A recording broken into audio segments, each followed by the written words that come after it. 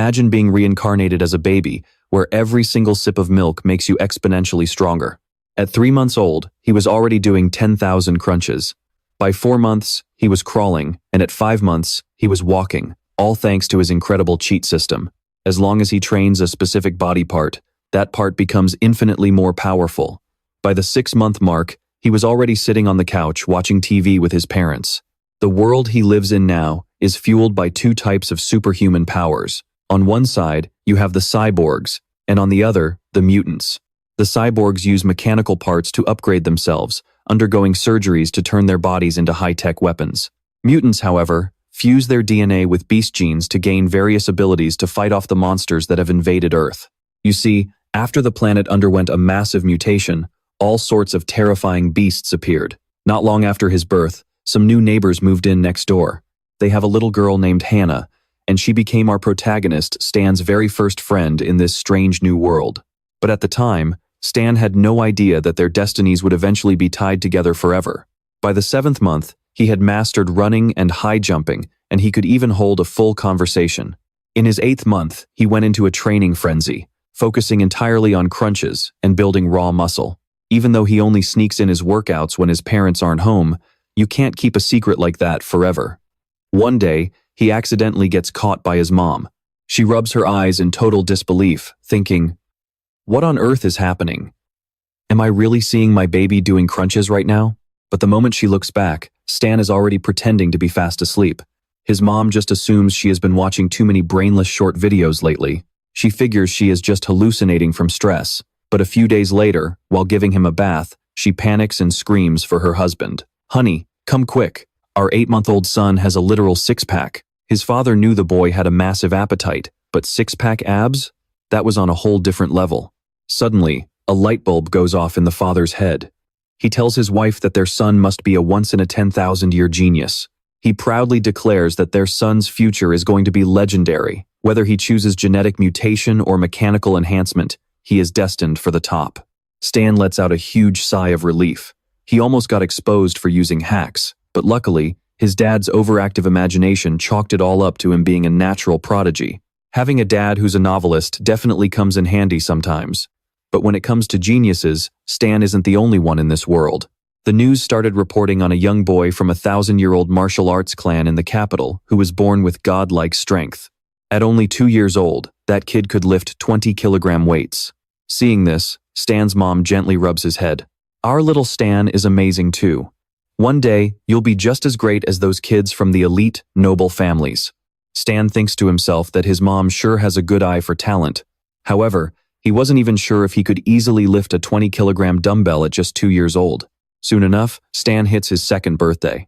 Given his constant training, he finds that he can now lift those 20-kilogram weights with 0 effort. Just then, his mother calls out to him, "Stan, where are you? Little Hannah is here to play. Come out and say hi." Stan brushes himself off and walks out to see a little girl holding a piece of cake, offering it to him. He tells her to just eat it herself. Even though their mental ages are worlds apart, Stan still lets her hang around him. Mostly because when she climbs on his back, it adds extra weight to his push-ups, which is actually pretty helpful for his gains. However, playing with a toddler has its downsides, namely the occasional bathroom accident. When that happens, Stan can only yell for backup. "Mom, Hannah had an accident again." By the time Stan turned 3, he was already tossing around 40-kilogram weights like they were nothing. Meanwhile, that so-called genius in the capital, who was a year and a half older, could still only lift 30 kilograms. But looking at his system interface, Stan starts to get worried. His biological level is still stuck at Common Tier 1. He wonders what Common Tier 2 would even look like. Would he finally surpass the limits of a normal human? Driven by these questions, Stan steps outside his house for the first time. He sees cyborgs and mutants walking the streets with his own eyes. The first place he heads to is the library. His parents don't want him glued to electronic devices all day. So, if he wants to find answers to his questions, the best way is to do it the old-fashioned way and hit the books. After spending some time reading, he gains a whole new understanding of this beast-infested world. It turns out everything was recorded on ancient stone monuments. The biological hierarchy in this world is divided into 6 ranks: common, advanced, rare, epic, legendary, and mythical. On top of that, each rank has 9 different stages. A normal human is usually just at common stage 1. Compared to higher-level creatures, humans are nothing more than ants. It's clear he needs to speed up his training. That's the only way he will ever survive in such a dangerous world. Ting, a system notification pops up. You are reading a book. Spirit +1, comprehension +1, knowledge +1. Achievement unlocked. Read 100 million words. Reward granted. Biological attribute. Heavenly wisdom. Progress. 10.80. 6 out of 1 million words read. The system knows Stan all too well. As soon as he finished reading, it already had a new mission lined up for him. After that, he began mastering both books and brawn. He would read while knocking out sets of sit-ups. By age 4, he had already devoured 43,960,000 words. Not long after, our main character headed off to kindergarten just like any other kid. Shortly after starting kindergarten, he cruised right into the second stage of physical cultivation. By now, he could lift 176 pounds with just one hand. His vertical jump hit nearly 4 feet, and he could clear a 100-meter dash in just 11 seconds. Meanwhile, poor Han Han was still stuck in diapers and wetting herself, often getting teased by her classmates, and called the bedwetting queen. Seeing this, our hero stepped in. He leaped onto the teacher's podium and roared, "Everyone shut your mouths. If I hear anyone call her the bedwetting queen again, I will make sure you are the ones wetting the bed every single night." The other kids were scared, senseless, and burst into tears. But Han Han just stared at him with total adoration. Ding, the system chimes in. You have unleashed your dominant aura and struck fear into your classmates. You have unlocked the title Kindergarten Boss. Achievement. Dominating the 9 years of compulsory education. Kindergarten Boss unlocked. Elementary School Boss is still locked. Middle School Boss is also locked. Our hero did not expect that one shout to trigger a whole new quest line. The previous quest was not even done yet, and a new one was already popping up. It looked like multiple quests could run at once, which was actually a great thing for him. Soon after, he finished the reading quest and received a reward, the Celestial Root of Wisdom attribute. From then on, he trained and studied like a man possessed, reaching the peak of his young life. In the blink of an eye, the kids were 7 years old. He received his kindergarten graduation gift. Then, during the summer break before elementary school, he pushed his training even harder, boosting his strength until he could lift 440 pounds with one hand. His high jump reached over 6 feet, and his 100-meter dash dropped to only 8 seconds, all thanks to the boost from that celestial root of wisdom. In his spare time, he finished the entire elementary curriculum. Finally, it was time for his first day of elementary school. Since he was already studying middle and high school material, he easily swept all the academic awards at school. But the rewards were all junk. The only thing he cared about was unlocking his boss titles. During his free time at school, he would tutor Shen Qinghan. Though she was not some naturally gifted genius, she was an incredibly diligent student. By the end of the semester, she ranked second in the class. First place, of course, went to our main character. To unlock those boss titles faster, he did more than just study. He crushed every athletic competition and shattered every single school record. Just when he thought school life was going to be a boring routine, a very special transfer student joined the class. She was special because he could sense an aura coming from her that did not feel human at all. She was assigned a seat right behind him. As she walked past, Shen Qinghan whispered to him, "Xiao Chen, why is her hair so beautiful? It looks like a flower blooming in the middle of winter." But he was not in the mood to chat. He was fixated on Bai Shui, trying to figure out where that strange energy was coming from. Was she some kind of genetic hybrid? Or maybe the child of one? Over the next few days, Bai Shui would fall asleep at her desk the moment class ended. At first, everyone was curious about her, but eventually, they stopped paying attention. Until a month later, when Bai Shui's body began secreting a strange white fluid. No one knew exactly what it was, but it had a foul odor. Because of that, the other kids started shunning her for her body odor. One boy took it too far and poured water over her head, claiming she smelled so bad he was just helping her wash up. You would think a girl as cold and silent as her would get angry, but instead, she just burst into tears. The bullies just laughed harder. Han Han could not stand to see it and begged our hero to help. Even though he still did not know the new girl's true identity, he stepped in. He placed a heavy hand on the boy's shoulder. "Hey, wipe that water off Bai Shui's desk right now." The kid was terrified. "No problem, I will clean it up right away." He started scrubbing the desk immediately. You see, our hero had a reputation as the school's little tyrant. Even the sixth graders did not dare mess with him. Then, he turned to the rest of the class. Everyone who bullied Bai Shui, get over here and apologize to her right now. The kids who had picked on her were shaking in their boots. They lined up one by one to face her. We were wrong, please forgive us. Bai Shui finally stopped crying.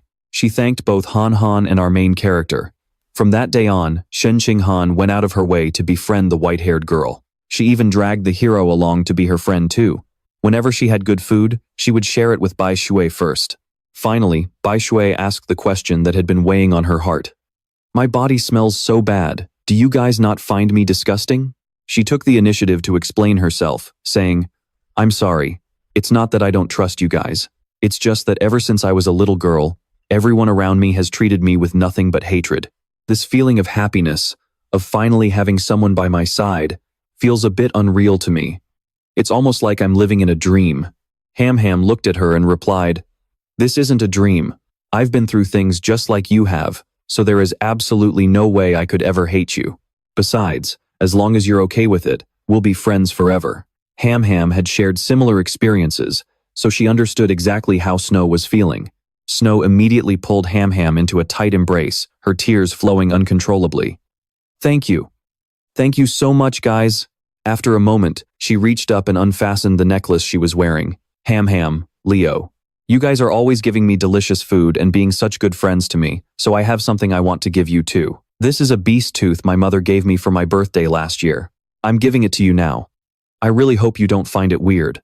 And more than anything, I hope we can be friends forever. Ham Ham took the beast tooth with both hands and said happily, We will definitely be best friends forever. Just when Ham Ham thought this friendship would last a lifetime, the unthinkable happened. A government cyborg appeared and handled the paperwork for Snow's immediate school transfer. On top of that, Leo managed to overhear the principal mentioning that her files were classified at the highest level of security. It was clear from that moment that Snow's background was anything but ordinary. From that day on, Leo never saw Snow again. Perhaps she was just a passing shadow in the story of his life. But while Snow's departure was sudden, the events that followed were what truly grabbed Leo's attention. The prodigy from the capital he'd been tracking had successfully merged his genes at the age of 12. Now, he could lift half a ton with just one hand. This left Leo stunned. He merged his genes at such a young age? Before this, the prodigy could only lift about 100 pounds with one hand. After the gene merger, his strength immediately jumped to 500 pounds, a five-fold increase. But Leo was only 8 years old. Even without any gene merging, Leo could already lift 300 pounds with a single hand. This meant his own potential was actually much higher. Leo was feeling pretty confident about his future, until a new report showed him what it felt like to be paralyzed by true terror. A neighboring country had been hit by a massive beast attack, and the footage captured by the cameras was horrifying. This particular attack involved giant mutant rats. One girl was shown trapped in the monster's claws before being swallowed whole. Furthermore, investigations into this wave of attacks revealed that a group of heretics was fueling and supporting the chaos from the shadows. A spokesperson from Japan appeared on camera, pleading for international aid and hoping that nations would unite to wipe out these cultists. These so-called heretics were actually members of an extremist, anti-human organization. They had become lapdogs for the beasts just for their own profit, helping them attack the human world. Luckily, Leo was born in a powerful nation with a stable enough environment for him to keep growing. But right at that moment, he heard a massive explosion outside. He rushed to the window to check and saw a fleet of government cyborgs flying through the air. The following morning, Leo was waiting for Ham Ham so they could go to school together. Right then, he noticed that the gift Snow had given them was actually glowing. Leo realized it was indeed a tooth from a beast, which explained why he had sensed a non-human aura coming from Snow. That aura must have been coming from this tooth. The two of them headed to school, but the sight of those flying cyborgs from the night before had Leo feeling very anxious. Combined with the glowing tooth, Leo had a gut feeling that something terrible was about to go down. As they were walking along, a red-haired woman suddenly called out to them and blocked their path. Hello there, little ones. Do you want to come play some fun games with Big Sis? She even went as far as to ask if they were siblings. Ham Ham, being completely innocent, immediately told her the truth. The woman then asked, You're so young. Are you walking to school all by yourselves? Where are your parents? Leo immediately pulled Ham Ham away, saying, We're going to be late. Let's not waste any more time here. Once they got to school, he told Ham Ham, In the future, If any strangers come up to ask you questions, don't just answer them like that. Ham Ham nodded and said she understood. After school was over, Leo decided to take a different route home to keep them safe. But just as they were passing through a small alley, they ran into that same woman from the morning. Leo had changed their route, yet she had somehow tracked them down. She spoke up again. "Hey kiddo, I've got some really yummy treats back at my place. Why don't you come over and play for a bit?" There was a man standing right behind her. Without saying a word, the man lunged forward, intending to snatch both of them. But Leo dropped into a fighting stance, and with a single explosive punch, he struck the man square in the chest. The man was sent flying like a cannonball, crashing over 100 meters away. The woman was paralyzed with shock. How is this even possible? How could a mere elementary school student send a grown man flying like that? Before she could even wrap her head around it, Leo was already in her face, delivering a brutal punch right to her jaw. Leo then picked up a stray brick and started walking toward them. There were no cameras in the area, and to make sure there wouldn't be any future trouble, he had to finish them off. Even if it wasn't something he particularly wanted to do, but what if they spill the beans about what happened today? If they talk, his secret powers will be out in the open. Our hero has been lying low to get stronger, but now his cover is at risk. Just then, the ground begins to tremble under the deafening roar of a mutant beast. Suddenly, a monster appears right in front of him. It is a massive, mutated rat. The giant rat opens its maw wide and bites a poor woman clean in half with a single snap. It then grabs a man, holding a victim in each hand as it starts devouring them. Without a word, the lead rushes over to Ham Ham, scoops her up, and runs for his life. Luckily, they hadn't gone far before a cyborg soldier appears in the sky. She flies toward the mutant rat and hovers right above its head. She raises her arm and prepares to deploy a heavy weapon. Once her power is fully charged, she takes aim at the beast.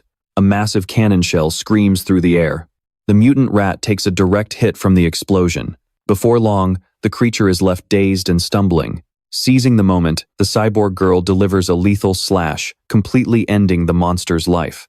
Back at home, our hero analyzes the day's battle. He figures that cyborg woman probably wasn't very high level. She had to use a cannon to stun the rat first, and even then, it took her 7 minutes to finish the fight. Still, those mutant rats are no joke. An adult can grow up to 4 meters long. They are level 5 common organisms. He was lucky that Soldier showed up when she did, or he might not have made it. It's a grim reminder that his own strength is the only thing he can truly count on. From that day on, he pushes himself through even more grueling training. The system pings. Squat routine complete. Blood vitality +2. Leg strength +2. And proficiency +1. Soon, he and Ham Ham celebrate their 9th birthday. After making their wishes, they exchange gifts. He gives her a beautiful hairpin. He actually made it himself after boosting his heavenly wisdom stat. It only took one night of self-taught woodcarving to pull it off. Time flies, and before long, they both graduate. The system unlocks a new title, King of Elementary School. He was just one step away from the King of Middle School title, which would have granted him the big fish eats little fish biological trait. While preparing for the jump to middle school, he works twice as hard to unlock new titles and boost his power. Every single day is filled with high-intensity workouts. The system notifications keep rolling in. You have completed 1,000 weighted push-ups, blood vitality +2,000, arm muscle strength +2,000, chest strength +2,000, and push-up proficiency +1,000. Finally, on the eve of the new school year, his biological rank rises to common level 3. Every single one of his physical attributes has been massively upgraded. He keeps a close eye on that child prodigy from the capital. That kid is 14 now and can lift 2,000 pounds with one hand, thanks to ant genes that boost his strength 4 to 8 times over.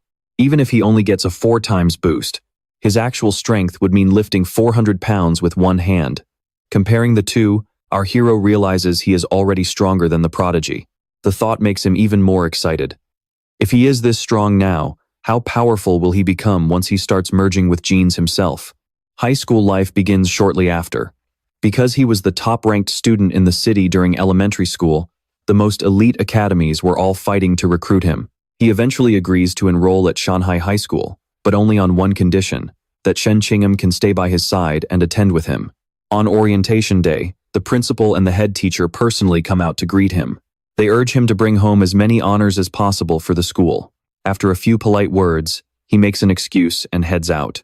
The real reason he chose Shanghai High is because of their state-of-the-art training facilities. Right after enrolling, he and Ham Ham head out for a game of badminton, but they haven't been playing long before some uninvited guests show up. An upperclassman walks up and sneers, "Are you kids new here?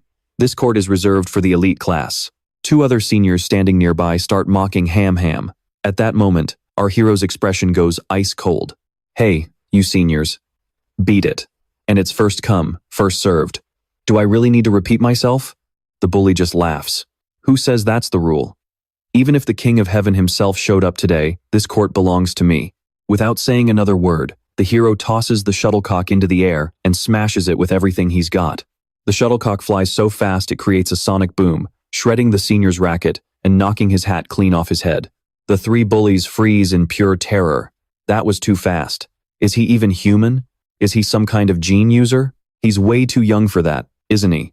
If we actually fight him, he'll crack our skulls open.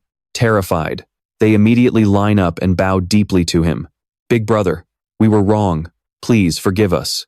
With that, they turn tail and run as fast as their legs can carry them.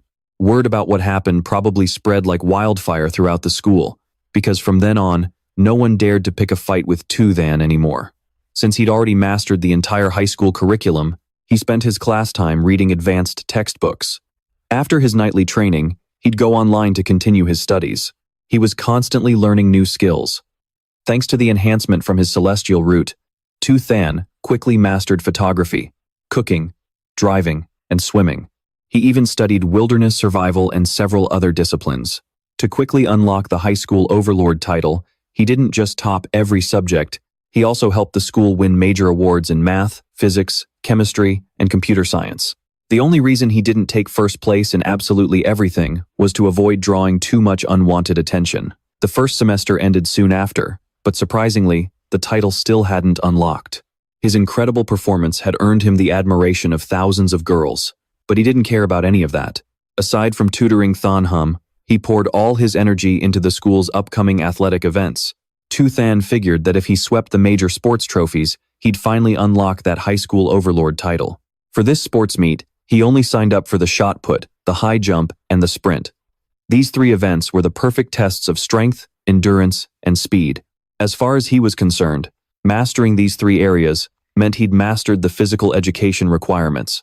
To keep things from looking too suspicious, he held back during the competitions, but taking first place was still a total breeze for him. Just as Than collected his final gold medal, he suddenly felt a surge of energy coursing through his body.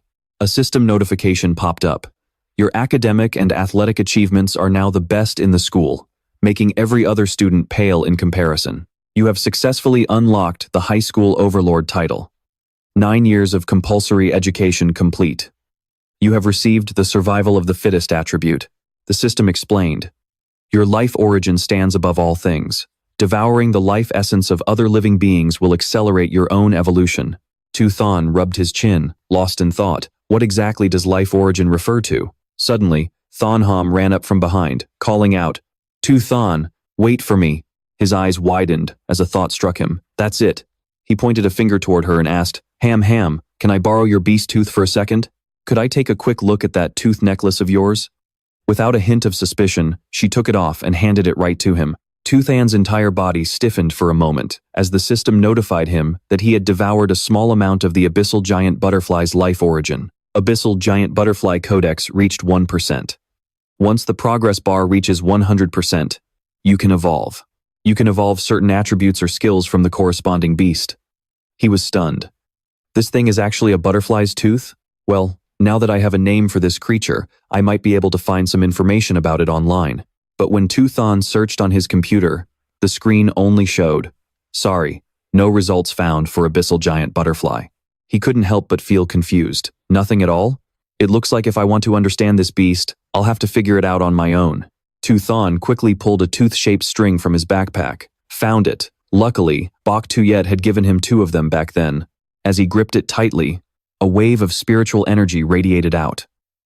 The system displayed, "You have devoured a trace of the abyssal giant butterfly's life origin." Abyssal giant butterfly codex reached 2%.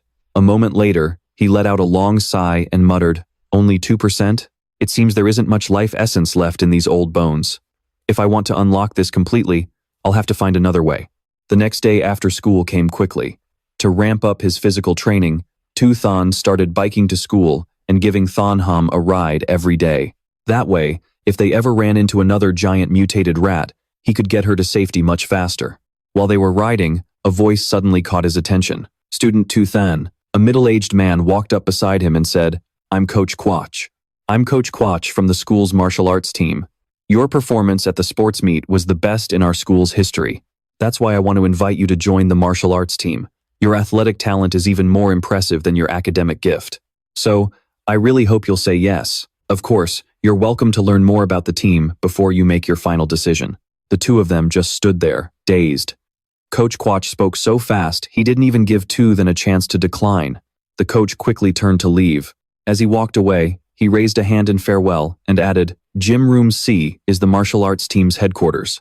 Drop by tomorrow if you have time. I'll be waiting for you." Not long after, a golden sunset draped itself over the city. Someone's palms slammed together with a loud smack. Thon looked down at the insect he had just crushed between his hands. He thought to himself that killing cockroaches and mosquitoes didn't trigger the survival of the fittest attribute. It seemed only powerful beasts possessed enough life origin to be worth devouring. After thinking it over, he reached for his phone. Thon quickly hopped on his bike to head back out. With Thonham sitting on the back, he kept turning the idea over in his mind, wanting to test his theory. He pedaled down the familiar road, hoping to soon find the answers to the questions he had about the system. Thon quickly hopped on his bike to head back out. With Thonham sitting on the back, he kept turning the idea over in his mind, wanting to test his theory. I decided to head to the meat section in the mall first, to see if they had what I was looking for. Before long, we arrived at the downtown supermarket. Thon picked up a tray of meat, rubbing his chin in deep thought. There is plenty of monster meat here, but it is all pre-packaged. I can't confirm my theory without touching it directly. Just as I was wondering what to do, a shout rang out. "Freshly cut meat! Come and take your pick." What caught his eye was a sign. "Fresh monster meat, unprocessed, safe to eat." He was overjoyed, his heart racing with excitement. "This is it. The butcher over there is cutting the meat right now." Thon quickly strode over and called back to her. Ham, wait for me here. I am going over to check out that cut of meat for a second." She stood there dazed, only able to mutter a confused, "Huh?" Meanwhile, Thon's eyes lit up like stars as he rushed toward the fresh meat. Ham probably thinks this is gross, but I need to verify my theory as soon as possible, so I did not bother explaining it to her. After all, the truth was right in front of me. The moment I touched it, a strange surge of energy welled up. I was right. This monster meat is absolutely packed with life essence. Seeing him so excited, Thonham felt curious. Is Thon okay? Why is he getting so worked up just from touching some meat? She looked at him with a blank expression. "Thon, how does it feel? Is it any different from regular meat?" He scratched his head with an awkward laugh. "Nothing special, it just feels a lot fresher. Do you want to try touching it?" Thonham waved her hands in refusal. "No thanks. You touching it is enough." Thon then looked toward another section. "Since we are already here, let's buy some to see how it tastes." He looked down at the trays and thought to himself, "I am not surprised." Ham looks shocked. Monster meat is not cheap at all. Even the cheapest kind, the ghost shadow squid, costs nearly $1,000 per kilo. Thon picked up a tray. "Let's go with this one for now." "Ghost shadow squid?" Thonham panicked a bit and whispered a warning. "Thon, this is way too expensive. Should you not ask your mom before deciding?" He reached out and patted her head to reassure her. "Don't worry. My mom already told me to buy a good amount anyway." Thon recalled Uyen Hin's instructions. "If you are buying monster meat, get a few extra kilos and tell Ham to come over for dinner. I will transfer the money to you." He then pointed at the squid and continued. "She is going to prepare a monster meat feast for both our families." Besides wanting to share, there was another reason he bought it. He was worried that absorbing the life essence directly might spoil the meat. Of course, this was just a guess, so Thon had to test it on the meat he bought. By then, the cashier had already scanned his code.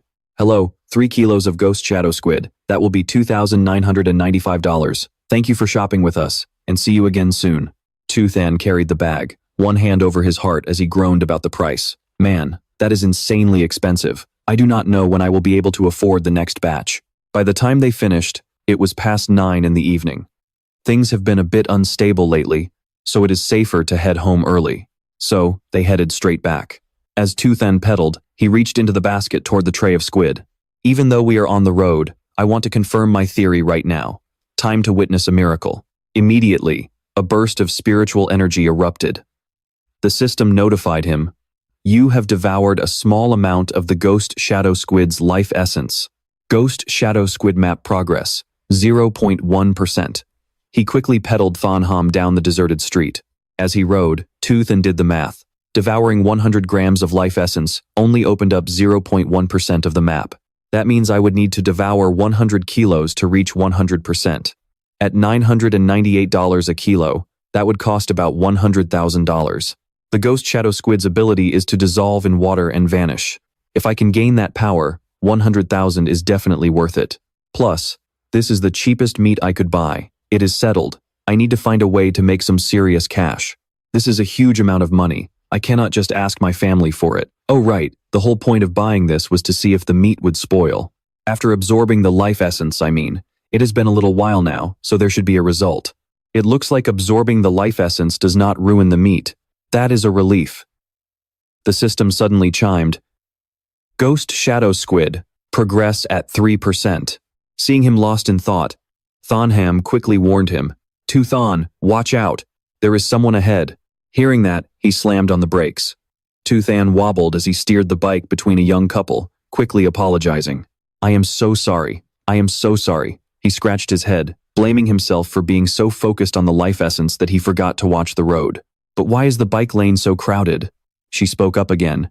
Toothan, look over there. It's the strawberry girl. She was being held at knife point by a thug. Don't come any closer. If you take one more step, I will kill her. The police up ahead aimed their guns at him. You are surrounded. Stay calm and put the weapon down. Everyone, please move back. Ensure the hostage's safety and stay clear of the investigation area. The captain shot a sharp look over and warned him. Bin, do not fire your weapon recklessly. We are at a very close range and this guy is a professional. He is using the hostage as a human shield and keeps moving constantly. If you fire blindly, you could easily injure the hostage. He suggested a plan, but if we wait any longer, the hostages will be in grave danger. How about we try using some knockout gas? The captain's face turned grim as he rejected the idea.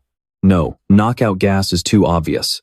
If he gets agitated before it even takes effect, it could trigger an extreme reaction. Suddenly, someone nearby leaned down and picked up a stone. That person threw the stone right between the two of them, aiming straight ahead. In the blink of an eye, it struck the hand of the thug holding the knife. The captain immediately ordered his team to move in, yelling that now was the time. The police team acted swiftly, and before anyone knew it, the man was pinned down and restrained. Standing behind him, Ching-Han asked in confusion, Zichen, was that stone your doing? Zichen gestured for her to be quiet. Shh. Let us get out of here. We can talk about it once we are back. However, the captain called out for them to stop. Hey student, did you throw that stone just now? He jumped in surprise, turning around and waving his hands in denial. No sir, it was not me. Both of them then started running as fast as they could out of guilt. The officer wondered to himself, how strange. Why do something good and then refuse to take the credit? A courageous act like that usually comes with a reward. The word reward immediately hit Zichen's ears, making his eyes snap wide open. Zichen instantly pulled a U-turn and ran back toward the captain. Throwing all pride aside, he gave an awkward laugh and confessed, I just suddenly remembered something. I was the one who threw that stone, sir. In his mind, he thought he did not really want to do this, but money was just too important. Ching-Han could not keep up and shouted, Zichen, why are you running back there? Wait for me. The officer laid out the conditions. Come back to the station with me to file a report first, and then I will help you claim your reward money. After he and Ching-Han told their families they were heading to the police station to give their statements, the two of them locked up their bikes and prepared to board the official vehicle to go collect their first ever income. There were no surprises at first. But then, the unexpected happened. The kidnapper suddenly turned into a mutant. He transformed into a beast with a massive, muscular body, sending the police into a panic. This is bad. He is a cultist. He is showing signs of mutation and is turning into a giant rat. The mutant lunged forward, quickly grabbing a female officer who was standing near the scene. The captain grabbed his radio and barked out orders. All security personnel, focus your fire on that mutant rat, but make sure to protect the civilians. Call headquarters. We have a giant mutant rat appearing in the park on North Shijiang Road. Preliminary assessment shows this is a cultist carrying the king rat gene. We cannot handle this on our own. We need reinforcements. Chen used both hands to pull the two girls close to him. He thought to himself that they were dead meat. He immediately took off at the speed of light, thinking, "Sorry for the rough handling, you two." But right now, the most important thing was to hide and escape. Luckily, it did not catch up. We have to move even faster.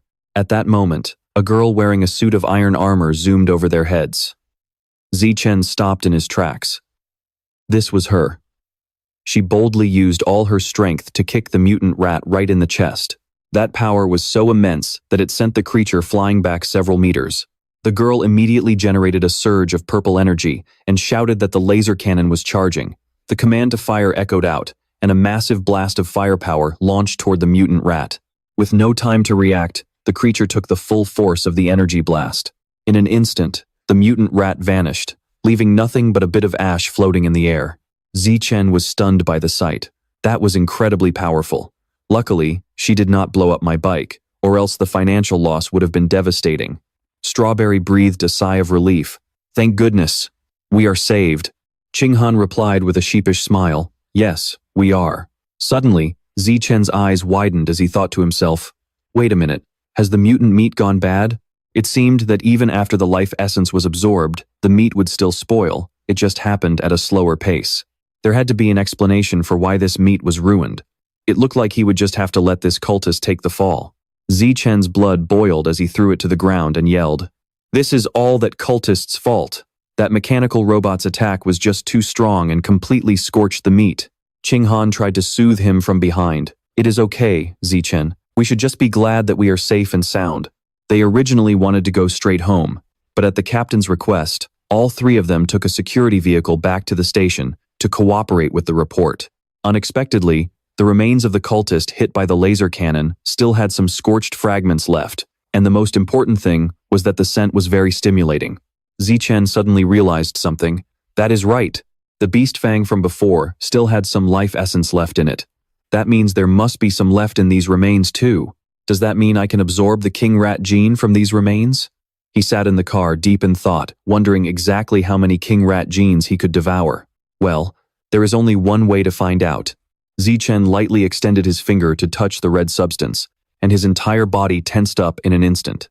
The system announced that he had devoured a small amount of the giant mutant rat's life essence. His giant mutant rat progress was now at 5%. Chen was shocked. That much? It seems like the freshness of the source is directly related to the amount of life essence that can be absorbed.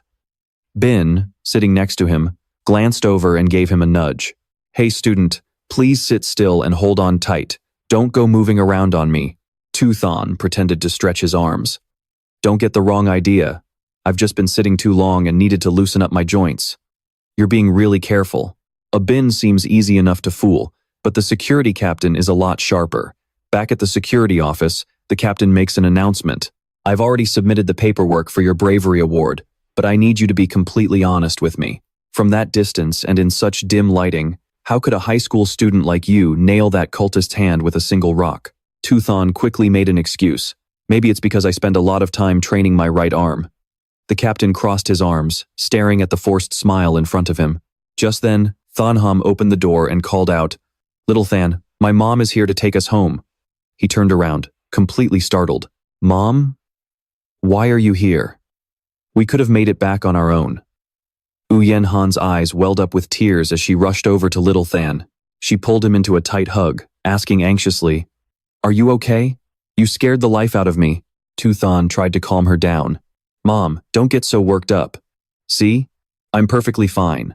I even got a cash reward for being brave." Yenhan immediately gripped his hands and pleaded, "Little Than, promise me that if you're ever in danger again, you'll find a safe place to hide. Do you hear me? Because all I want is to see you grow up safe and sound." Thon had no choice but to lead her outside, trying to soothe her. "Don't worry, Mom, I promise. I'll definitely look out for myself first." As they walked out, he overheard two female officers talking. Those rat cult vermin are getting bolder by the day. Now they're even infiltrating colleges and universities. They mostly target liberal arts students who haven't qualified for gene fusion yet. The guy who was shot tonight was a liberal arts student from Kwangnam University. He was brainwashed by the rat cult. Damn it. We have to hunt down every last one of these cult rats. But that's just a temporary fix. It doesn't solve the root of the problem. We have to eliminate the Rat King, the one calling himself a god. Tuthan's face darkened with suspicion. The Rat King? There was a lot of info about the rat cult online. Their main headquarters are located in Songhai City. Most of their followers are societal outcasts. Has their activity really exploded this year?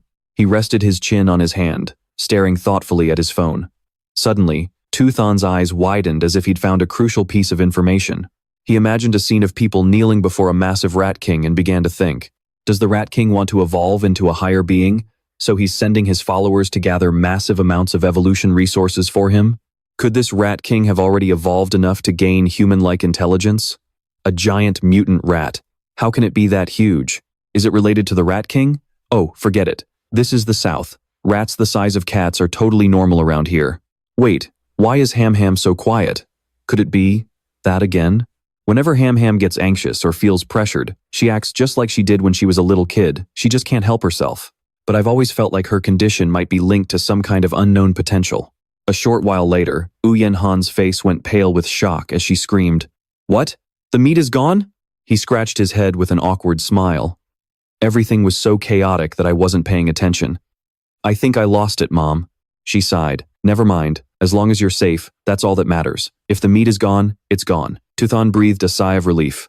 "Thank goodness I managed to cover that up." He went over to talk to his father. "Dad, it's not peaceful over there. It's way too dangerous." Ngan Sin reassured him. "Don't worry. I was born to be a worker. I'm tough as nails." Tuthan quickly tried to talk him out of it. "Even if you find that meat, it'll be spoiled by now, Dad." He scratched his cheek and turned around, surprised. "How would you know that?" He replied awkwardly, "I'm just guessing, obviously." Back at the station, the captain was puffing on a cigarette, muttering to himself. How could a middle school student throw a rock with that much power? He suddenly froze, his eyes bulging. On top of the filing cabinet sat a massive rat. The captain recoiled in terror, shouting, "Where the hell did this rat come from? It's actually this big?" The mutant rat locked onto its target and immediately lunged downward. Following his instincts, the captain quickly drew his gun and opened fire. A pool of fresh blood soon spread across the room. Cut to the classroom. Tuthan was taking notes when he sighed again. He closed his eyes, weighing the giant squid against his reward money. Compared to that rat man and the female cyborg from last night, I'm still way too weak. Looks like I need to make money fast to fill up the progress bar and unlock the Devil Shadow ink. But relying on contest scholarships is too slow. Should I become a famous study influencer and just sell my own curriculum? No, the money's fast, but it draws too much attention. Wait, I'm looking at this all wrong. This world is full of gene-fused and cybernetic people. Martial arts are better than books, and the prize money for martial arts competitions is way higher than anything else. Looks like it's time to get moving. Scene cuts to the gym, where Coach Quach is taking a sip of scalding hot tea. Out of nowhere, Zichen walks up and waves, making the coach spit his tea everywhere. "Hey there, Coach Quach." Coach Quach enthusiastically replies, "Zichen, are you here to join, or do you just want to learn more about the martial arts team first?" He leans in and whispers, "I want to know if joining the team gives me a shot at the citywide tournaments, and is the prize money actually good?" Coach Quach hears this and gives him a thumbs up. Of course there's a chance. Plus, the prize money is no joke. The smaller tournaments pay out at least tens of thousands. Zichen, afraid of missing out, grabs his hand and seals the deal immediately. "Coach, I've thought it over. From today on, I'm officially a member of the martial arts team." The coach is a bit stunned, but welcomes him. "Welcome aboard." Then, Coach Quach calls the whole team over. "Everyone, gather up. We have a new member joining us today. I'm sure you all know Zichen. The school's sports champion is joining our martial arts team today. Why don't you guys introduce yourselves?" The other members introduce themselves one by one. "I'm Zhang Kai. Make sure you remember my name." "My name is Tian Heng, a 9th grade student from Class 3. You can just call me a Heng." "I'm Xu Dong, a 9th grade student from Class 6. Most people call me Xiao Li, and I actually like that name. I'm Yi Tse. Just call me Brother C." Standing in front of them, he replies, "My name is Zichen. I look forward to learning from all of you." Since Zichen has never practiced martial arts before, Coach Quach first demonstrates some boxing and kicking techniques for him. Wiping the sweat from his forehead, He reminds him, don't look down on these simple moves. They're actually quite tough to master. Even Xiao Li, the fastest learner on the team, took an entire week. Here, give it a try, and show me what you've got. Zichen seriously repeats the movements he just saw. Coach Quach continues to show off other ultimate moves. Zichen quickly activates his Heavenly Genius skill. The system notifies you that you're practicing fist techniques, Vitality +1, arm strength, arm flexibility, and fist mastery all +1. Every move Zichen makes after that is perfectly fluid, with his attributes consistently gaining 1 point. Coach Quach witnesses this with his own eyes and is left speechless. No way. There is absolutely no way. How can he learn it just by seeing it once? He thinks to himself, unless this kid is a 1 in a million martial arts prodigy. Not long after, night falls once again over the bustling city. Uyen Han holds up her cooking ladle and calls out, Zichen, hurry up and grab the dishes so we can eat dinner. Zichen rushes over like a bolt of lightning. Coming, Mom. What's for dinner tonight? She sets the plate on the table and says, it's exactly what you've been craving, the shadow ghost squid. He takes a deep breath of the aroma and exclaims, smells so good. It smells amazing. Uyen Han urges him, stop sniffing and start eating while it's hot. Zichen doesn't hesitate and pops a piece into his mouth. She eagerly asks in a low voice, how does it taste? He starts flattering her. Mom, your cooking is truly the best in the world. Uyen Han rubs his head and tells him, then you better eat up. I bought a full 3 pounds. The system announces, you have consumed a portion of the shadow ghost squid's life essence. Progress on the shadow ghost squid diagram. 3.01%. Zichen is shocked. Wait, so eating it directly works for the fusion too? If I'd known that, I wouldn't have hesitated to start sooner. After eating, he sits in the living room listening to the news. The host is introducing a genius girl who has stunned the nation. At just 14 years old, she successfully fused with an energy heart, becoming the youngest cyborg in history.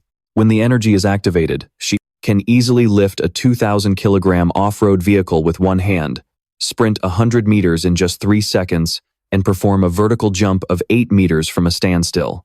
Zichen rests his chin on his hand, deep in thought. First, the capital's prodigy, and now this genius girl. So who's actually stronger? Someone who fuses genes or a cyborg? The news switches to another story. Sad news. Security Captain Ha Xuan's son was found dead in his office at 11 o'clock last night. According to surveillance footage, he was killed by a giant rat that sneaked into the security bureau. Recalling the previous day, he is filled with doubt and shock. Could it be that giant rat from last night? I can't slack off. I need to make the most of my time and train even harder. After a period of training, Zichen's 100-meter sprint speed has reached 4.61 seconds. His vertical jump has reached 5.51 meters, and he can now lift about 1,000 kilograms with just one hand. And he hasn't fallen behind in his martial arts training either, hoping to improve his strength as quickly as possible to get ready for the upcoming competitions. Soon, morning comes, and he goes to school, just like any other day.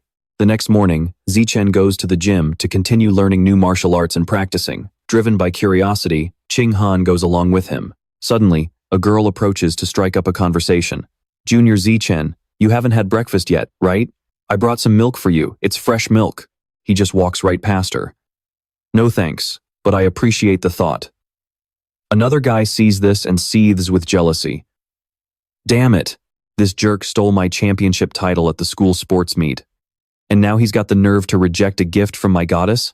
He's so pissed that he rushes out to block the way. Stop right there. Don't you know anything about being polite? If you weren't going to drink it, you could have just taken it and given it to someone else. Like me, for example. Why do you have to be such a jerk and hurt her feelings like that? Zichen calmly fires back. Well, isn't blocking my path even ruder than that? The guy stands there, completely speechless. Fine, then you better drink every last drop. If you don't, it means you're looking down on her, and looking down on people is flat out rude. He flatly replies. But I'm allergic to milk. The guy refuses to back down. I don't believe you. Zichen, do you have the guts to face me in a fight?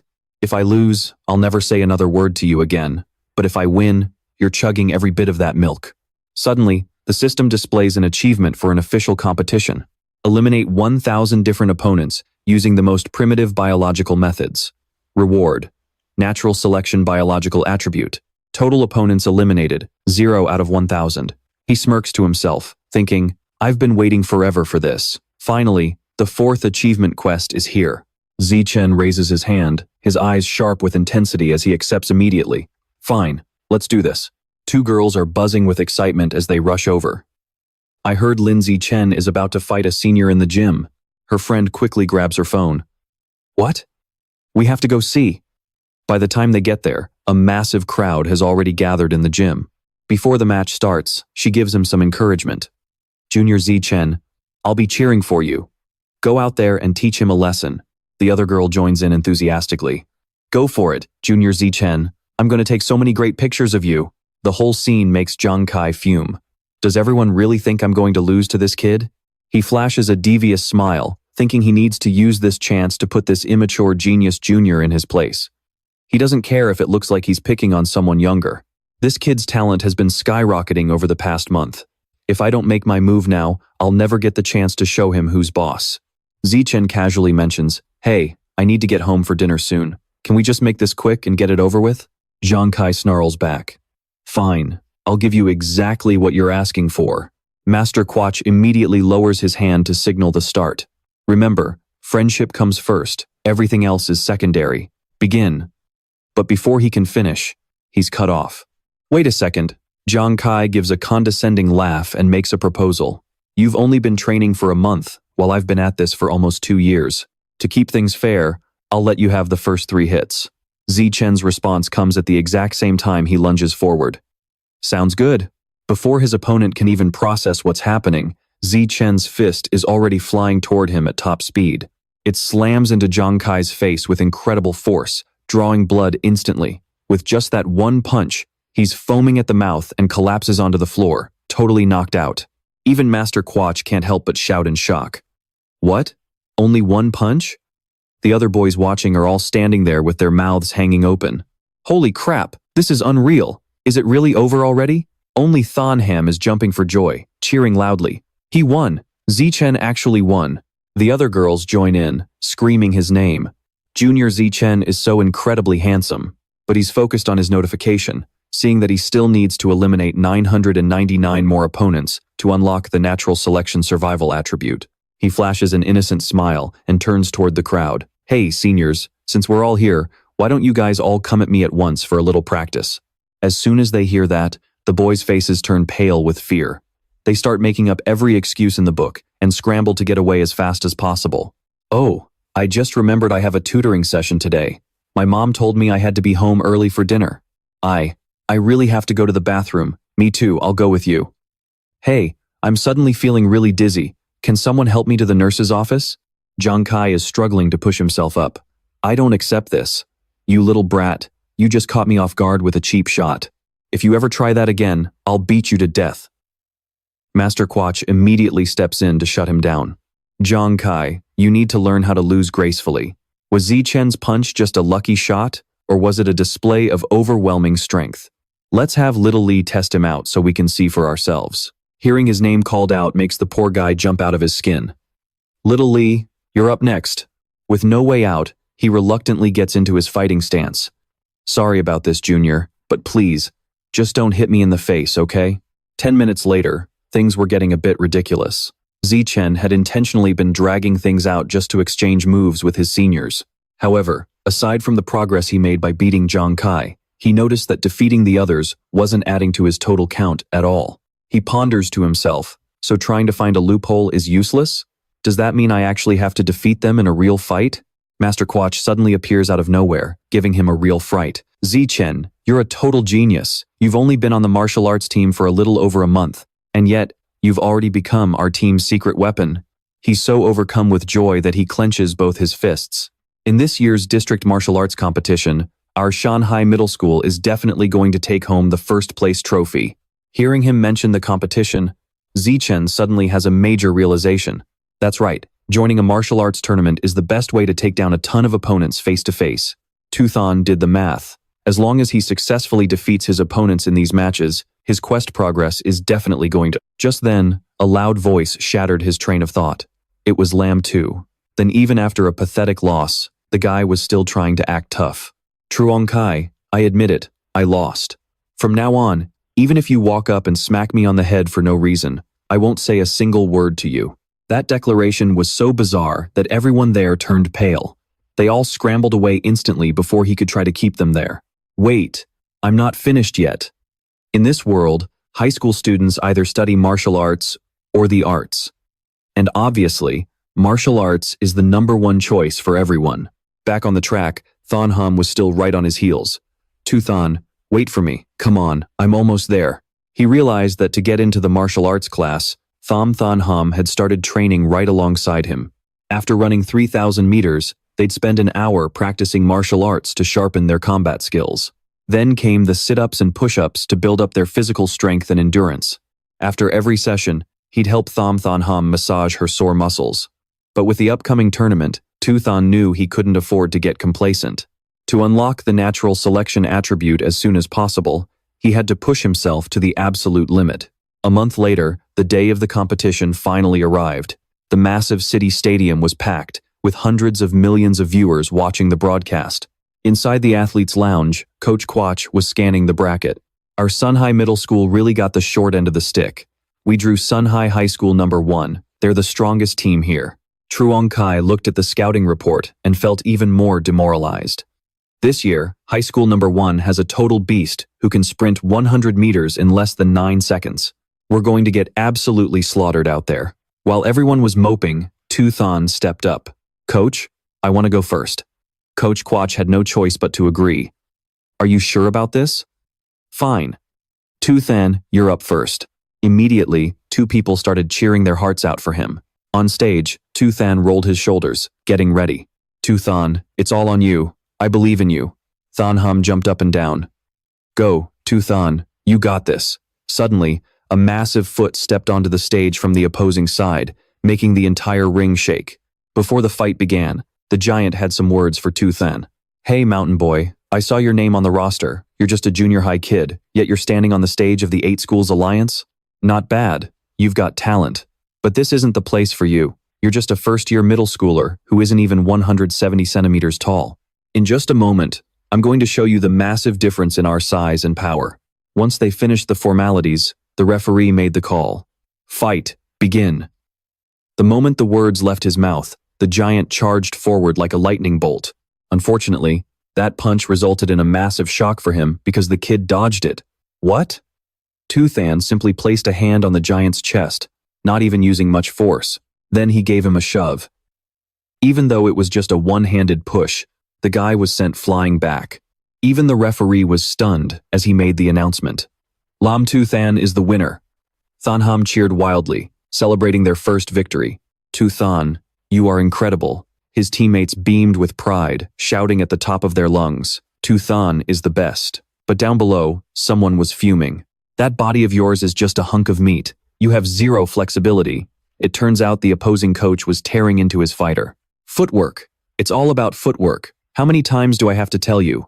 When you're in the ring, don't just blindly rush forward. Use your movement. Why won't you listen to me?" Meanwhile, the system pinged. "You have successfully defeated an opponent, and your tournament rank has increased. Total opponents eliminated. 2 out of 1,000.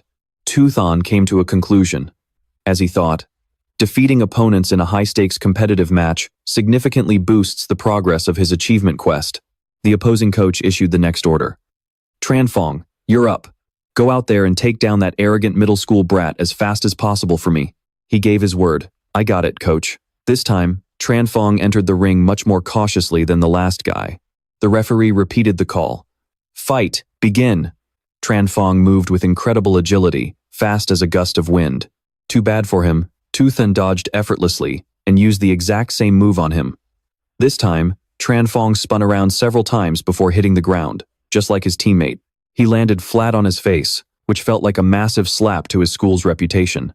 The referee urged, "Hurry, get him to the hospital for a checkup. It looks like he hit his head pretty hard." In the stands, the crowd was buzzing, and the gamblers were furious. What the hell is going on? How is that Sun High middle school kid getting so lucky? Give me a break. His opponent lost because he basically threw himself out of the ring. What kind of luck is that? This is definitely rigged. Give me my money back. The opposing coach held his head in despair. No, this isn't luck at all. That middle school kid from Sun High actually has real strength. Cao Fi, you're up next. Focus entirely on defense. Do not attack, and whatever you do, you absolutely cannot lose. He stepped out with an overwhelming aura. Rest easy, coach. I'm gonna win this. Cao Fei analyzed his opponent. Zichen didn't look like he had a strong physique. He seemed just quick and good at taking advantage of the situation, which is how he won so easily. I can run 100 meters in just 9 seconds, and I have way more combat experience than he does. As long as I take this match seriously, there's no way I can lose. The crowd started whispering. Hearing you guys say that, I'm afraid that freshman from Sun High Middle School has no hope left. Well, he's only a 7th grader. Once he matures, Sun High Middle School is going to be the top school for sure. The referee shouted the command, and the match began. Cao Fei charged in like a proud eagle. He threw a barrage of punches at Zichen, but the boy dodged them effortlessly. This was the flowing water rock, smashing fist. The coach was shocked. Cao Fei, what on earth are you doing? I told you to focus on your defense. Why are you attacking? Obsessed with winning, Cao Fei thought to himself. Defense? As a genius, I don't need that garbage. Zichen recognized the moves. This technique is quite interesting. I'll observe and try to learn it first. Cao Fei was starting to get exhausted. Why can't I land a single hit on him? He stopped and barked in frustration. How can you dodge all my attacks? This makes no sense. Zichen didn't care and simply asked, do you have any other moves? Just use them all. Cao Fei was furious, and his punches became even faster and more frequent. You're clearly mocking me. Zichen was done playing. It was the same old routine as before. Forget it. Let's just end this. The entire stadium was in shock when he took down Cao Fei. Only Zichen's team was cheering wildly. Good job, Zichen. Zichen is a beast. He is insane. Taking down 3 guys in one go, winning without having to do anything feels amazing. In the next round, he easily defeated everyone. The following opponents were even weaker than the last. Before long, Zichen had wiped out all 5 members of Sun High No. 1 Middle School. Over the next 2 days, he single-handedly defeated the other 2 schools, successfully leading Sun High Middle School to win the 8-school tournament championship. The system announced that the total number of opponents eliminated was 16 out of 1,000. Zichen was determined. There were still 984 more opponents to go. It would probably take years to finish this natural selection process. Zichen was overjoyed. Although the mission couldn't be completed overnight, he didn't expect Coach Quach to give him most of the prize money. It was exactly 20,000 yuan. Including the prize money he won from various academic competitions, he now had about 30,000 yuan in hand. But this 30,000 yuan was spent in a flash. Wu Han cooked him the most delicious meals. Eat slowly, Zichen, there's more. The system notified that the progress for activating the Ghost Shadow Ink pattern was at 33%. He noticed that eating 30 kilograms of Ghost Shadow Ink meat directly boosted his activation progress to 33%. By his 2nd year of middle school, he successfully broke through from level 3 to level 4. He could now easily lift 1,090 kilograms with one hand, jump vertically 5.65 meters, and sprint 100 meters in just 4.49 seconds. Time flew by, and Shen Qinghan and I finally graduated from Sun High Middle School. Soon, the high school entrance exam results were out. Qinghan was terrified. Why? I worked so hard, but the result is still. Zichen, will we still be able to go to the same high school? Zichen explained that he was the top student in the district for both academics and martial arts. Qinghan's grades weren't bad at all, but her martial arts score wasn't high enough for the elite martial arts class at Sun High High School. He wiped her tears and said, I'm not sure, but the principal of Sun High High said she wanted to visit my house. Do you want to come with me to see her? Qinghan was sure that the principal was only coming to invite him to join the top martial arts class. This has nothing to do with me, so why should I go? Before she could think further, Zichen pulled her along. Don't worry. My only condition for staying at Sun High High is that I get to sit at the same desk as you. Everyone sat down together. The principal of Sun High High School chatted with us at home for hours, simply expressing her hope that Zichen would continue his studies at their high school. The principal summarized, Zichen, we've covered just about everything. I've said what I needed to say. As for the final point, as long as you agree to stay at Sun High High, you can tell me whatever it is you want. Upon hearing that, Zichen immediately brought Qinghan forward. Thank you, principal. I only have one request. I hope Shen Qinghan can stay in the same class as me. The principal leaned closer to Qinghan and asked, "You are Shen Qinghan, right? When the new school year starts, you two should come to Sunhai High School to register together." Both of them nodded excitedly. "Thank you, Principal." Tuthan had been dominating tournament after tournament. After picking his high school, he absolutely crushed his final middle school martial arts competition. It was no surprise when Tuthan easily secured the championship for Sunhai Middle School yet again. So many rivals were left in the dust, unable to even lift their heads after facing him. Out in a remote forest far from the city, Tuthan had a lot on his mind. With the prize money finally in his hands, he decided to fulfill his long-standing goal. He was only 20% away from fully unlocking the Shadow Ink Squid pattern.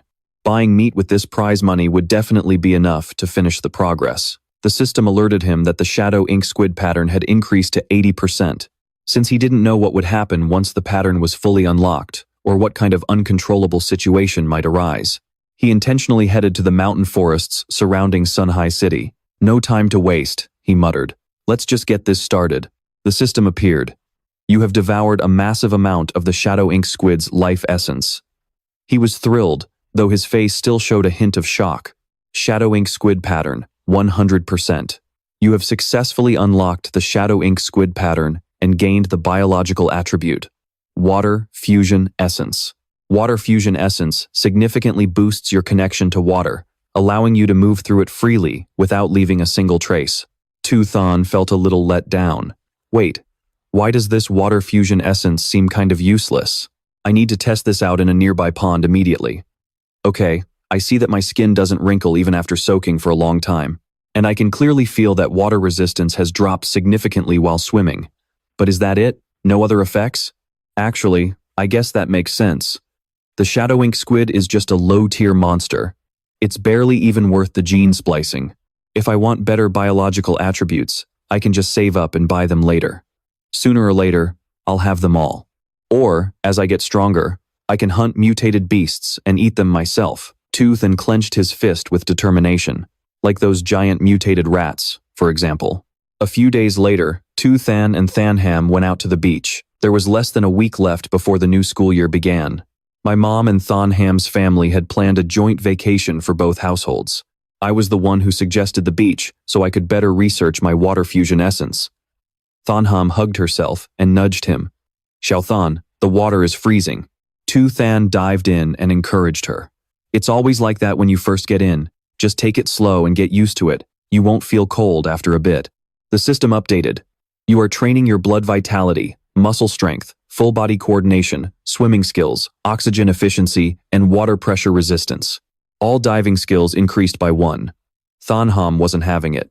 She complained, "Xiaothan, stop swimming by yourself. Come over here and teach me how to swim." He finally realized she was right. Ham still didn't know how to swim.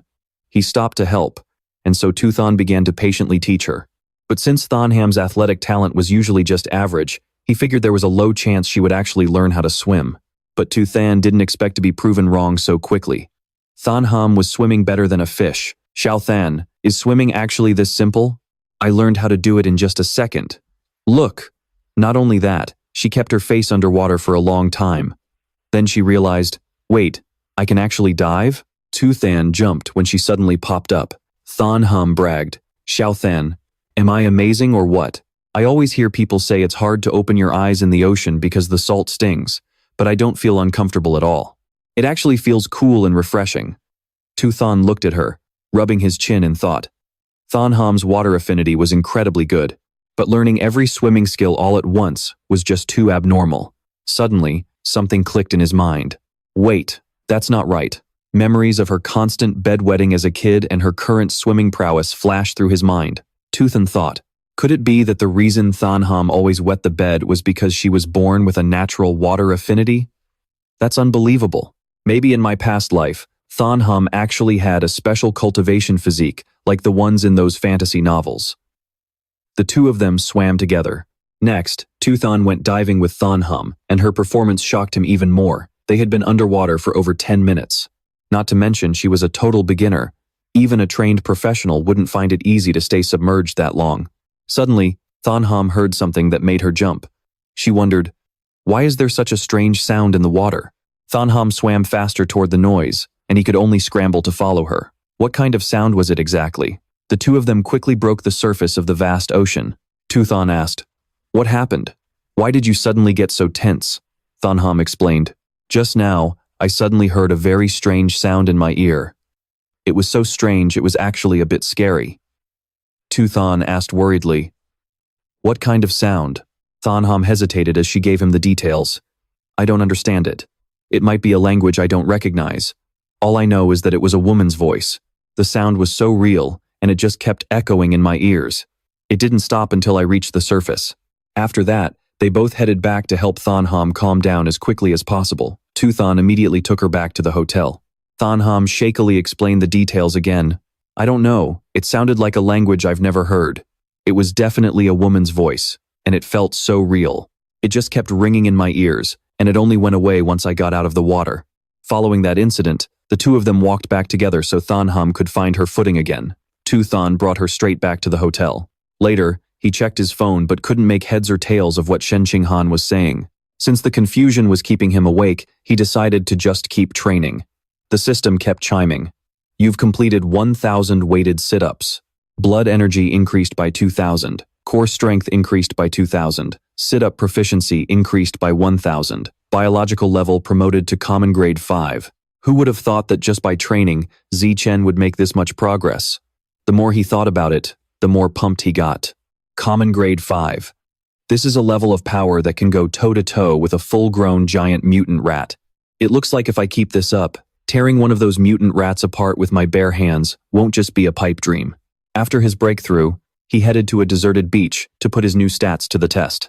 Zichen's 100-meter sprint was now down to a blistering 3.64 seconds, and his vertical jump hit 6.98 meters. He could now lift a car weighing around 1,600 kilograms with a single hand. Compared to when he first hit common grade 4, this jump in power was insane.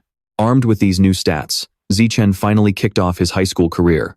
The girls in class were already falling all over him. "Wait, is that Zichen? He's so hot. I can't believe he's on cleaning duty with us today. We are so lucky."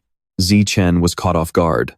Han and I had to start cleaning early, but I didn't expect the new girl to already know my name. But what really shocked him was that this simple chore actually triggered a new quest. System notification. Completed 1,000 multiplayer cooperative tasks. Reward. Social animal biological trait. Total progress. 1 out of 1,000. Zichen was curious. I have no idea what this social animal trait actually does, but I'm definitely hyped to find out. With the school year just starting and a bit of downtime, Zichen decided to hit the supermarket for some shopping. Now that the Shadow Demon Squid was fully unlocked, it was time to lock on to his next target. Suddenly, Zichen spotted something that caught his eye. He wondered what kind of product he was looking at. "This is the Violent Great Eagle, 1,998 yuan per kilogram." Zichen grabbed it excitedly. This was exactly what he needed. The Violent Great Eagle is a high-level mutated beast, a step up from the Shadow Demon Squid. Its eyesight is legendary, 30 times sharper than a human's. With vision like that, its hunting skills are top tier. It can accurately track a mutated rabbit even when it's moving so fast it's just a blur. Zichen sat at his desk, deep in thought. If my vision gets that good, my overall combat efficiency is going to skyrocket. Basically, judging by the description, unlocking the Violent Great Eagle profile is a complete no-brainer. The best part was that the eagle meat was the second most affordable option at just 1,998 yuan per kilo. He quickly pulled up the system to check the requirements. Zichen was floored. 1 kilogram of meat only moves the needle by 1%. That means I need 200,000 yuan just to fully unlock the eagle's profile. Looks like I'll have to go all out in high school competitions if I want to rake in that kind of cash. The prize money is way better than the basic allowance. I have to unlock this eagle profile before my second year starts. Summer break finally wrapped up, and he began his journey at Shanghai High School. On the very first day, the staff and students started their introductions. "Hello everyone, I'm Han Yuan Feng, the cultivation teacher and your homeroom advisor. I'm Kai Tianfei, and I teach mechanical modification. I'm Lu Dai, the gene fusion instructor, and I'm Cheng Bei, your wilderness survival teacher. Alright, your turn kids." "Hi everyone, I'm Chu Yushi. My specialties are music, chess, and the arts. I'm Zhang Yijia. I love anime, cosplay, and sports. The name's Peng Huo Guang. When I'm not doing anything, I'm usually just gaming at home. It was finally Shen Qinghan's turn. With everyone staring at her, she felt her heart racing with nerves. Hello everyone, my name is Shen Qinghan. I like drawing and painting. I hope we can all be friends. His own intro was probably the most blunt one there. Hey, I'm Lindsay Chen, looking forward to it. Time flew by, and as soon as the introductions were over, the bell signaled the end of class. Chu Xin leaned over and asked, Qinghan, what did you score on the entrance exams? Shen Qinghan was startled and looked at her. She shyly replied, I got 709. What about you, Chu Xin? She beamed. Whoa, that's amazing. You beat me by 10 points. I only got 698. So, what about your physical fitness score? Oh, I did terrible on that. I only got 95 points. It was a total disaster. Hearing that, Qinghan felt a knot in her stomach. The max score is 100. Getting a 95 is basically genius level. I only got 79, which is 11 points below the cutoff. There's no way I can admit that. She mumbled. I didn't do nearly as well as you. Chu Xin kept pushing. Well, what was it? 94? 93? Qinghan's voice trailed off, sounding depressed. It was lower than that. She kept prying for details. Was it 92, 91, or maybe 90? While Chu Xin was talking, someone suddenly slammed their hand on the desk, scaring the life out of her. Tu Than stepped forward and held out his phone. Hey, can I add you on WeChat? So Tam's face turned bright red. Adding him was a no-brainer. Sure, let me scan your code, she said, her heart racing. She couldn't believe this handsome guy was actually making the first move. What kind of god-tier luck am I having today? She and Than Hum exchanged a look, and she was secretly glowing with joy. Thank goodness Tu Than came to bail me out. If they had kept drilling me with questions, I wouldn't have known what to say. It was so embarrassing. Right after that, Tu Than took his phone around the room. Ha, Vu. Let's add each other on WeChat too. He nodded. Go ahead and scan mine. After adding everyone, Tu Than created a group chat for the four of them. Unexpectedly, Tu Than completed another multiplayer cooperation quest just by lifting a finger. Once the group of four was set up, they all started getting to know each other. Ha Vu came from the neighboring city of Nam Quan. He was a young master from a martial arts family and had already won 8 awards. He was definitely the pride of his clan. As for Lai So Tam's family, they owned a chain of clothing stores. She was a legit little heiress. Tu Than and Than Hum also shared their backgrounds, and soon they became a tight-knit squad where they could talk about anything. Just as they were about to wrap up their chat, Ha Vu spoke up. Guess who's the strongest in our class? You guys definitely won't get it, so Tam pointed. I'm betting on Tu Than. He had the highest score in the district. He was stunned to hear that. Tu Than, you're that elite? But being a top scorer might not be enough here. You won't believe it, but there are 2 absolute powerhouses in our class recruited straight from Nam Quan City. The guy by the window, 3rd row on the left, is Vuong Thu Kiet. He was the top-ranked student in the Nam Quan district exams. His 100-meter dash is 7.89 seconds. Then there's the big guy, Lu Kuang. He sits in the back row. He's got godlike natural strength and can easily lift 300 kilograms with just one hand. Than Hum was impressed. Wow, sounds like they're the real deal. So Tam gasped, covering her mouth. For real? Tu Than sighed, deep in thought. Hearing that actually puts me at ease. Those numbers are basically elementary level to me. Soon, the bell rang again. Next up was textbook distribution, with 4 books for the 4 core subjects. Since he had already self-studied everything since he was a kid, Tu Than found a quiet spot to cultivate during his free time. After all, the threat of the rat god cult still loomed. The police had only caught the low-level heretics so far. They were still finding traces of the Rat King, though. So, he decided to push himself to break past level 6. He wanted to be ready to face them soon. The first practical class in the afternoon was wilderness survival. Does anyone know how to start a fire by rubbing 2 sticks together? Ha Vu asked the class. Who has time to learn that? It's not like we ever use it in real life. Immediately, he got proven wrong as others started practicing. The teacher was delighted to see it. What's going on here? How are you two so good at this? You made fire just by rubbing wood? Lu Kuang looked incredibly smug. Sir, I took a summer camp course on this back in middle school. Thu Kiet chimed in. And I taught myself online back in elementary school. The others began practicing on their own. Before long, Tu Than also taught his teammates how to start a fire using the wood grinding method.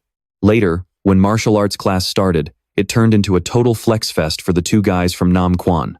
Vian Fong spoke up, "Today, I'll teach you all a special breathing technique." The two of them shouted in unison, "Sir, we've already learned it." While it seemed a bit ridiculous, they actually pulled it off. Tu then remained humble throughout. A month flew by in a flash. Teacher Nguyen Phi made an announcement about the upcoming exams. "It's time to test your progress. For this exam, I've set up some prize money. First place gets $888, second gets $666, and third gets $333. Tu Thon was stunned.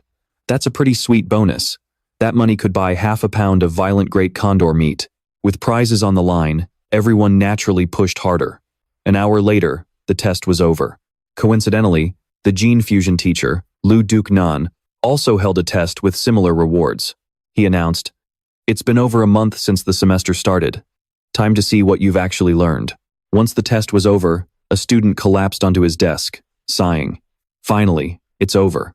Everyone started complaining. Why was it so hard? That last question was insane. I was hoping for a 90, but now I'll be happy just to pass with a 60. Just as everyone was whining about the difficulty, the two-man team from Nam Quan started bragging to each other. Shu Ji spoke up. "That test was way too hard. How did you even manage it?"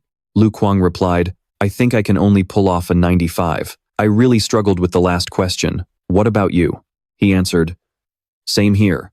I had no idea how to do the last one either, so I'm guessing 95 as well." Hearing them brag, Davu clenched his fists in anger. Bragging again. Seriously, do they die if they don't show off? I really want to just punch them both. Teacher Duke Nan announced. The results for the mechanical improvement test are out. Quach Diem Lin, 52 points. Tham Than Ham, 61 points. She happily turned to look at him. Tu Than, I passed. Come on, congratulate me. Heaven rewards those who work hard. You earned it. He continued reading. Ha Vu, 88 points. Everyone turned to look at him in admiration. Ha Vu, you're amazing, Duke Nan praised. Excellent work. I'm very optimistic about your future, Ha Vu boasted. It was just luck. The questions just happened to be on topics I knew. All right, team. Once I secure that $333 third-place prize, I'll treat everyone to a great meal. He continued. Luke Kwong and Vuong Thu Kiat, 95 points. You two did great this time, only one question away from a perfect score. He acted smug. Sir, that last question required so many calculations. If you'd given me 10 more minutes, I definitely would have nailed it. The other agreed. Me too, Dukanon said expectantly. I believe you both have the potential. Listening to them, he felt irritated. Those guys were acting like big shots again. But no matter what, third place is mine. The teacher then dropped a bombshell. This test was incredibly difficult. You might not believe this, but someone in our class got a perfect score. Lam Tu Than, 100 points. Thu Kiat was horrified. 100? What kind of monster is he? Lu Kuang was terrified. Ridiculous. That's just insane. He started panicking. Even the two top geniuses of Nam Quan City were defeated. Lam Tu Than was just too powerful. He'd completely snatched away that third-place spot. Next time, I definitely shouldn't talk big too soon, Than Ham praised. Tu Than, you're incredible. So Tam chimed in. Sun Hai is shining. He raised his hand and asked, Teacher Tai, when will the $88 first prize be handed out? Duke Nan replied, Don't worry, I'll put the cash in red envelopes and send the rewards to the class group. The teacher thought to himself, Is this kid really that focused on money? Is he that broke? Just an hour later, the gene fusion test results were also announced. Win Phi announced, All right everyone, the results are out. For the Nam Quan duo, Lu Kuang got 81 points and Vuong Thu Kiat got 83. For a test where most students failed, barely reaching an excellent score was still quite a feat, but the two of them clearly couldn't hide their satisfaction with the results. Meanwhile, Tham Than Ham scored 78. With this score, she could break into the top 5. As for Tu Than, he scored perfect marks yet again, pocketing another prize. Ha Vu, Vuong Thu Kiat, and Luke Kwong were completely demoralized. He argued, This test was so hard, how could anyone possibly get a perfect score? He agreed, Sir, I feel like. Is it possible he knew the answers beforehand? He frowned and pushed back. Impossible, absolutely impossible. Every single answer on this test came from his own mind. You can't even find these answers online, so cheating is out of the question. Both of them were stunned. Havu mocked them. This is honestly hilarious. If you can't do it, you can't do it. You lose but refuse to admit it? And then you suspect people of cheating? You're really embarrassing all of us from Nam Quan. She agreed. Exactly. Vuong Thu Kiat is so uncultured. Bad people always try to cause trouble. The lunch break was short, as the freshman class was scheduled for a wilderness survival test this afternoon. Trinboy laid out the requirements. The rewards for the survival test are the same as the other subjects. First place gets $1,888, second gets $66, and third gets $33. The test covers 3 main areas: climbing, swimming, and friction fire starting. Thu Kie frowned in anger. Luke Kwong, we couldn't win the theory test this morning, so we have to reclaim our honor this afternoon. He agreed. You don't have to tell me twice. I'm definitely going to crush him and get revenge for that humiliation. Before long, the test began. The first challenge was tree and mountain climbing. Scores were based on climbing speed, and Lam Tuthan took first place in the climbing event. Just as expected, he left the Nam Quan duo in the dust. The two of them were lost in thought. No way. This Lam Tuthan is way too over the top. I gave it my all, yet I couldn't even see his shadow. In the end, Lam Tuthan took first in the tree climbing contest. But right now, Tuthan was more concerned about Tham Than Ham. At this point, she hadn't even finished her climb, so it was no surprise that Than Ham came in last. But it wasn't a big deal. She'd get her confidence back during the swimming portion. In the upcoming fire starting phase, he had to keep fighting to secure the prize money. As for the Nam Quan duo, they both had the same thought. How is Lam Tuthan so fast at everything? His hand speed is insane. I remember him not being this quick in class. Finally, Lam Tuthan successfully started a fire in 58 seconds. Swimming was the final event, and this time, Lam Tuthan once again crushed the Nam Quan duo. It was a massive blow to their morale. No way. I can understand Lam Tuthan being that fast, but why did Tham Than Ham suddenly explode with such speed too? I definitely messed up because I was too stressed. After the results of the wilderness survival trial, Shuji and Lu Gang went dead silent. They didn't say a word for the longest time, though it did make for a nice quiet lunch. But that was because the afternoon martial arts class gave them a new hope to show off. Vian Fong spoke up. You've all been training for over a month now. Today is the test. You will be sparring in the ring, and there are prizes for the top 3 performers. Those two were fired up. Who cares about written tests or survival skills? In this class, martial arts is the only thing that matters. If you don't have the strength, nothing else means a thing. I have to win this sparring match no matter what. Before the fight started, Han Vianfong set up a physical exam. He explained that it was just a warm-up to get their blood pumping. We were measuring 3 things: sprint speed, max bench press, weight, and vertical jump height. Zikin clocked the 100-meter dash in 7.78 seconds. As for the weights, he easily lifted 330 kilograms.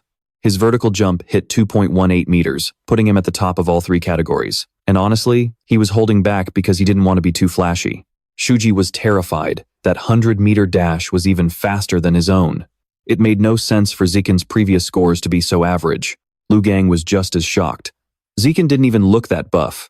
Did he just have a massive growth spurt after high school or something? He tried to play it cool. Don't panic, Lu Gang. Failing the physical test doesn't mean it's over. Real combat is about technique, not just raw power. We still have a shot. Lu Gang agreed. You're right. Losing the physical part isn't the end of the world. We're still way ahead of everyone else our age. We can do this. After the physicals, everyone headed to the ring to start the matches. Looking at the arena, Zikin thought to himself that he needed to stay in the lead to finish this as quickly as possible. But because his physical stats were so insane, nobody wanted to go up against him. Even the guys from Nongguan City were just standing around watching. The teacher was losing his patience with the stalling. He crossed his arms and barked, "Lu Wei, get up there and spar with Zichen." The poor guy was sweating buckets as he stepped up to face Zikin. To save time, Zikin decided to end it in a flash. He wanted to get through the whole class before it ended. So he treated all 10 opponents the same pure speed, instant takedowns. From that point on, anyone who stepped into the ring was dealt with in a single move. Shuji was frozen. No way. Is Zichen really that strong? Lu Gang turned pale. I bet he's not even trying his hardest. This isn't even a game anymore. A moment later, Havu jumped into the ring and shouted, Lu Gang, I'm all warmed up. I'm at my peak right now. You got the guts to fight me? Lu Gang snapped back. It'll take me 30 seconds to knock you out. In his head, he was relieved. If this guy hadn't challenged him, he would have had to fight Zichen. He wasn't sure he could take Zichen, but he definitely wasn't losing to this guy. Havu charged in as Lu Gang roared, "Bring it on!" Havu launched a barrage of attacks, but Lu Gang effortlessly caught his leg. He spun Havu around like a top before slamming him down with a clean, decisive throw. Havu was tossed right out of the ring and started puking his guts out. Lu Gang sneered, "Havu, you've got the best stamina of anyone I've fought, but I'm just on another level." Right then, Zichen hopped into the ring. "All right, let's go around." He figured this was the perfect chance to level up. If he didn't step up, nobody else would. Lu Gang smirked arrogantly. "Fine by me. You think I'm scared? Take this." He balled his fist and charged at Zichen with incredible speed, but Zichen just stood there, totally calm.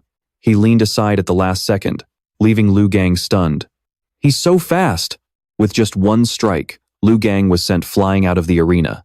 The crowd of students started chanting, "Shuji, your best bud just got wrecked. You gonna let that slide? Go get some revenge." "Yeah, you've got to defend Nangwon City's honor. Don't be a coward, Shuji. Get in there." Fed up with the taunting, he jumped into the ring. "Shut the hell up. I was gonna go up anyway. Now keep it down." Shuji stared at Zichen, trying to hype himself up. Whatever happens, happens.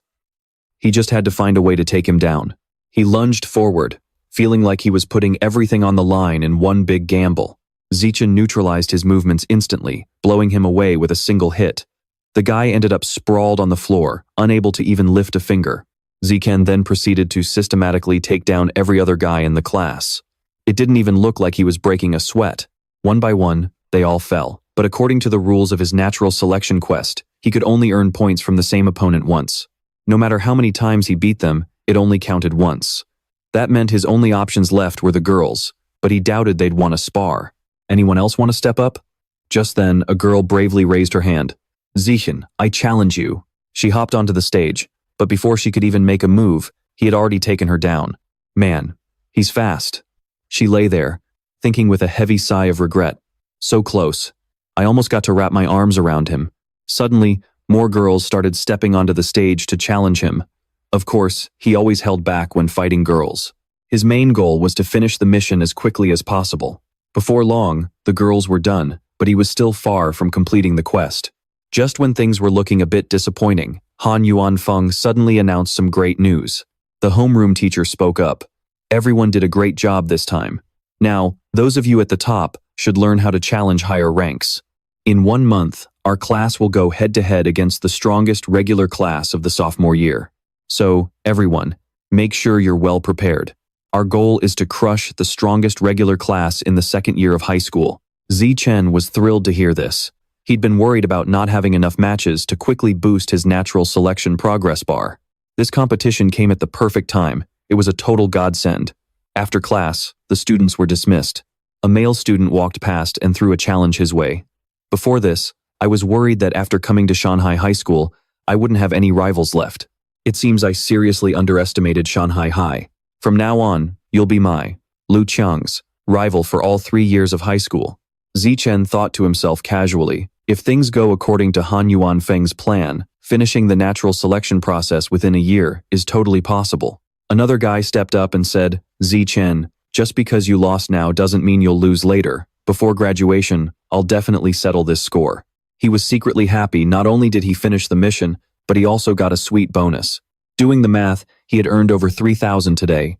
The two guys were furious seeing how calm and unfazed he looked.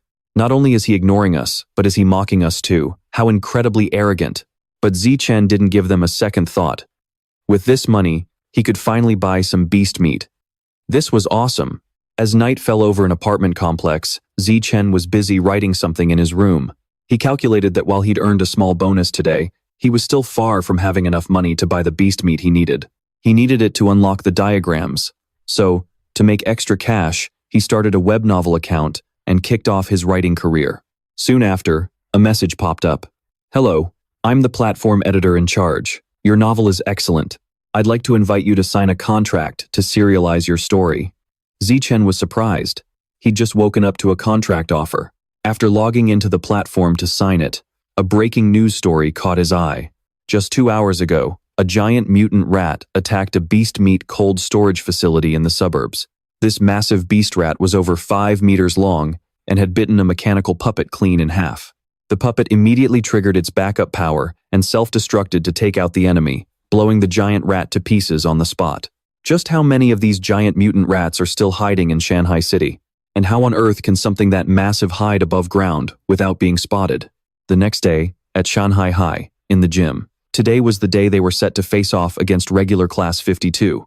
Han Yuanfeng was discussing strategy with some of the top students in their class, giving them very careful instructions. In a one-on-one match, the enemy's top-tier combat power isn't as strong as ours, but their overall strength is superior. They'll definitely use their superior numbers to focus on defense and drag the battle out. Then, they'll use a war of attrition to wear the 4 of you down. So, once you're out there, you need to win fast. Got it? All 4 of them answered in unison. We understand, sir. Immediately after, Zichen quickly leaped into the ring. He spoke up, Teacher Han, let me go first. He thought to himself that he needed to complete the natural selection achievement.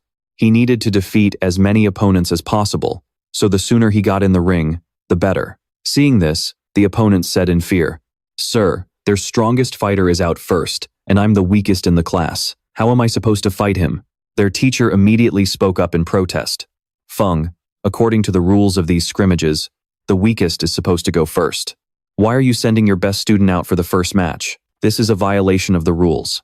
The homeroom teacher pointed toward the ring and ordered, Zichen, get down here right now. Let the weaker students go first. Hearing that, he replied a bit reluctantly, all right, sir. Then, Yuanfeng pointed to the girl standing nearby. Yundong, you go first. She stammered. What? But teacher, I'm still not ready. Qing Han walked up and asked for permission. Teacher Han, I'm the weakest one here, so please let me go first. She then stepped onto the arena, her heart racing with anxiety. What should I do? I'm so nervous. Everyone below was cheering loudly. Go Thon Hum, beat him Hum. Hearing those cheers only made Thon Hum shake even more. The more I think about it, the more I panic.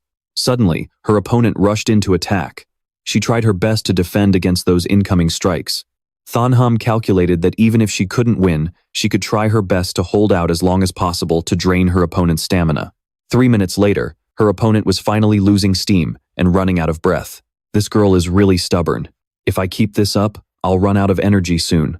I have to end this quickly. Right after that, she landed a powerful blow, knocking Thon Hum down. She was sent flying out of the ring, but she immediately scrambled back to her feet and ran over to her team. The homeroom teacher praised her. Thon Hum, you did great. You knew how to use defense to wear out your opponent. That was very smart of you.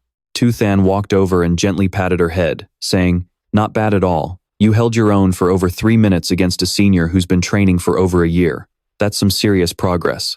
She felt comforted and shyly replied, Thanks. Another person stepped onto the stage, confidently thinking that her stamina was almost gone. I'll take her down right now while I have the chance. He quickly rushed in to attack, but a few basic moves weren't going to be enough. He was quickly hit with a direct counterattack and was knocked out in just a few moves. She cried out in pain, Ow, let go, I give up. The opponent laughed mockingly. Haha, you just started and only attacked without defending? Are you looking down on the normal class? She walked past arrogantly and said, It's true I don't have talent like you, but I've been training for a year longer than you have. So you should probably train for another year before you try to fight me again. At that moment, So Tam stepped onto the stage, sounding incredibly confident. Thon Ham, let me get revenge for you. Watch me take down this senior. So Tam quickly rushed forward and knocked the opponent out with a single blow. Thamthon was excited. So Tam is so amazing. Tuthon walked over and patted her head. You were amazing too. If you hadn't worn out the senior stamina earlier, So Tam wouldn't have won so easily.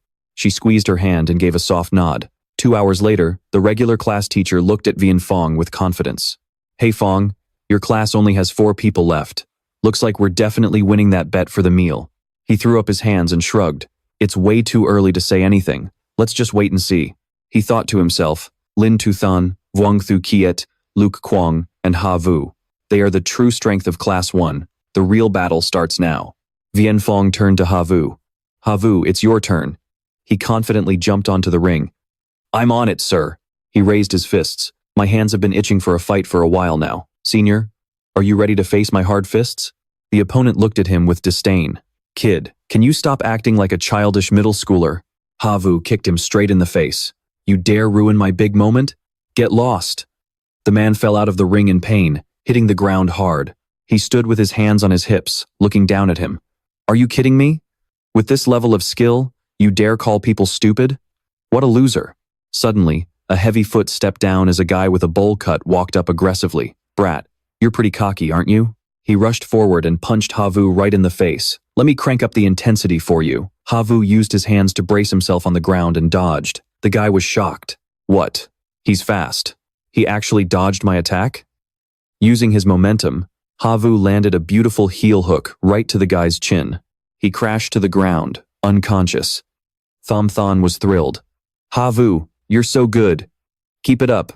So Tam shouted, Havu, hit him, crush them all. After that, Havu consecutively took down several opponents. Another person was easily knocked out by Havu. The number of people he defeated kept growing steadily. A while later, he was exhausted but still tried to show off.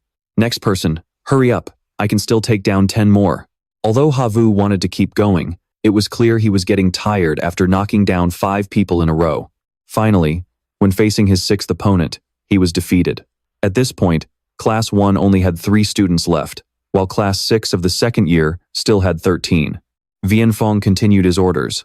Vuong Thu Kiet, you're up. Thu Kiet's eyes lit up as he jumped in. I'm on it. Vuong Thu Kiet took down 10 people in a row. It wasn't until the 11th match that he finally lost because his energy was completely drained. Next, Luke Kwong stepped into the ring. In less than 10 minutes, he quickly took down the 2 remaining top fighters. A sharp knee strike took down the opponent's class leader. Vienfong rubbed his nose and looked at the Class 6 teacher.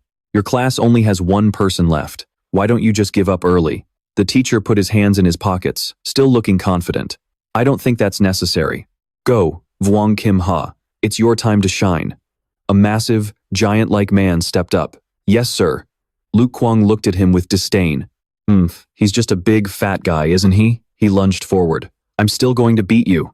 His fist slammed straight into Kim Ha's belly fat. Luke Kwong's jaw dropped. It felt like he was punching a bag of cotton. He refused to give up, raining a barrage of punches on the guy. But after a while of swinging, without dealing a single bit of damage, he was completely out of breath. It was no use. The guy's fat layer was too thick and his muscles were too dense. He couldn't even make him budge an inch. Only then did the giant reach out. Are you finished yet? If you're done, it's my turn. Kim Ha casually grabbed him by the neck with just one hand. The guy squirmed like a trapped chicken. This is bad. I'm going to suffocate. This guy's strength is absolutely terrifying. He tossed Luke Kwong right off the fighting stage. Vienfong was stunned. This can't be right. How come I don't remember any student being this powerful? The Class 6 teacher smirked.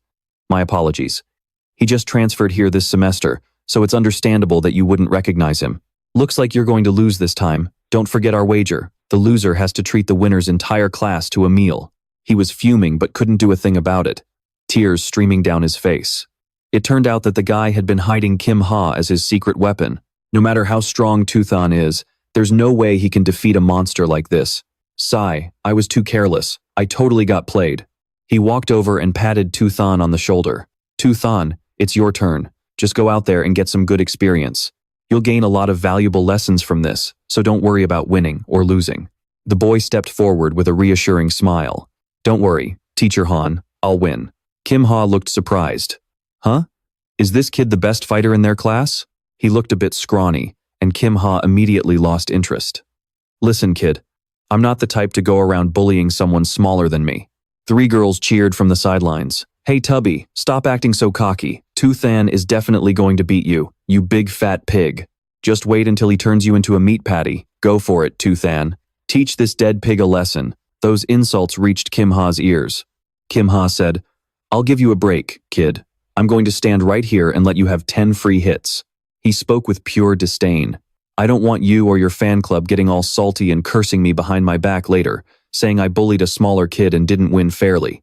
Tuthon scratched his head, feeling helpless. All right, fine. Kim Ha patted his own stomach. Then bring it on, kid. I'm not moving a single inch, so just give it everything you've got and attack me. Without holding back, the boy landed a massive punch straight into the man's gut. The giant's jaw dropped from the sheer impact of that one strike. Kim Ha was sent flying through the air like a kicked soccer ball before crashing hard onto the ground. Everyone who witnessed the scene fell into a dead silence for 5 seconds. Then, the entire Class 1 erupted in a roar of joy. Toothan won. He actually won. Kim Ha scratched his head and sat up. Huh? Why am I over here? What just happened? This makes no sense. It's physically impossible. Teacher Sun walked up and patted Vian Fong on the back. Fong, your student Toothan, is absolutely insane. Taking down Kim Ha with just one punch? I feel like he's already catching up to Ngo Tien Thua, that first-year high school prodigy. He replied happily. Well, I wouldn't go that far. That kid Ngo Tien Thua isn't exactly a normal human being. Back in high school, he almost gave the principal a heart attack. His performance was just way too intense. Toothan walked over, feeling curious. Teacher, who is this Ngo Tien Thua? Vian Fong explained. Ngo Tien Thua is an elite senior who graduated a few classes ago. When he was just a high school freshman, he wiped out an entire top-tier class, which absolutely terrified the school board. He ran 100 meters in under 6.12 seconds, had a vertical jump of 3.96 meters, and could bench press 650 pounds. Honestly, who wouldn't be scared of that? The boy scratched his head. That is a bit intimidating, but deep down he thought, that's actually pretty impressive. He's almost reached the level of strength I had back in the summer before 6th grade. A while later, the group moved to the Minhuang restaurant. He raised his bottle. Thanks to Toothan, we managed to snatch a victory against the second-year regular class. Their homeroom teacher admitted defeat and is treating us all to a meal. Everyone, let's stand up and give Toothan a round of applause. The whole class was buzzing. Toothan is the GOAT. Brother Than is legendary. Everyone asked curiously. Brother Than, how do you work out at home? What's your secret? Let's trade socials. After taking down the second-year class, he became a celebrity at school. His classmates crowded around him to get to know him, making Toothan feel pretty awkward. But Ham Ham hadn't changed at all. Worried that he was so busy talking that he wouldn't eat, she kept piling food onto Toothan's plate. Than Ham felt shy when he caught her staring at him, and she hurriedly stood up in a daze. Toothan, I need to use the restroom for a minute. But the one thing that hadn't changed was her uncontrollable urge to go. The others started whispering behind her back. Look at Than Ham pouring him water and peeling his shrimp. She really knows how to brown nose. She looks like a maid constantly serving her master. With her grades, if she wasn't Toothan's #1 fangirl, how else would she have gotten into our top class? I bet it won't last. The gap between them is way too big. They'll eventually just drift apart. She emitted a murderous aura as she snapped back. I'm not a brown noser. Than Ham walked away. I'm his childhood friend. On the way home, Toothan asked with concern, Ham Ham, why do you look so down? Did something happen? She looked miserable. When I was little, I told myself I'd stop wetting the bed once I grew up. But even now, I still wet the bed every single night.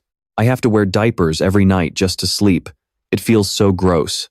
Toothan, I feel like I'm broken. I just can't hold it in. He insisted that he wasn't disabled. He claimed that holding his pee was actually a superpower. It just hadn't fully developed yet.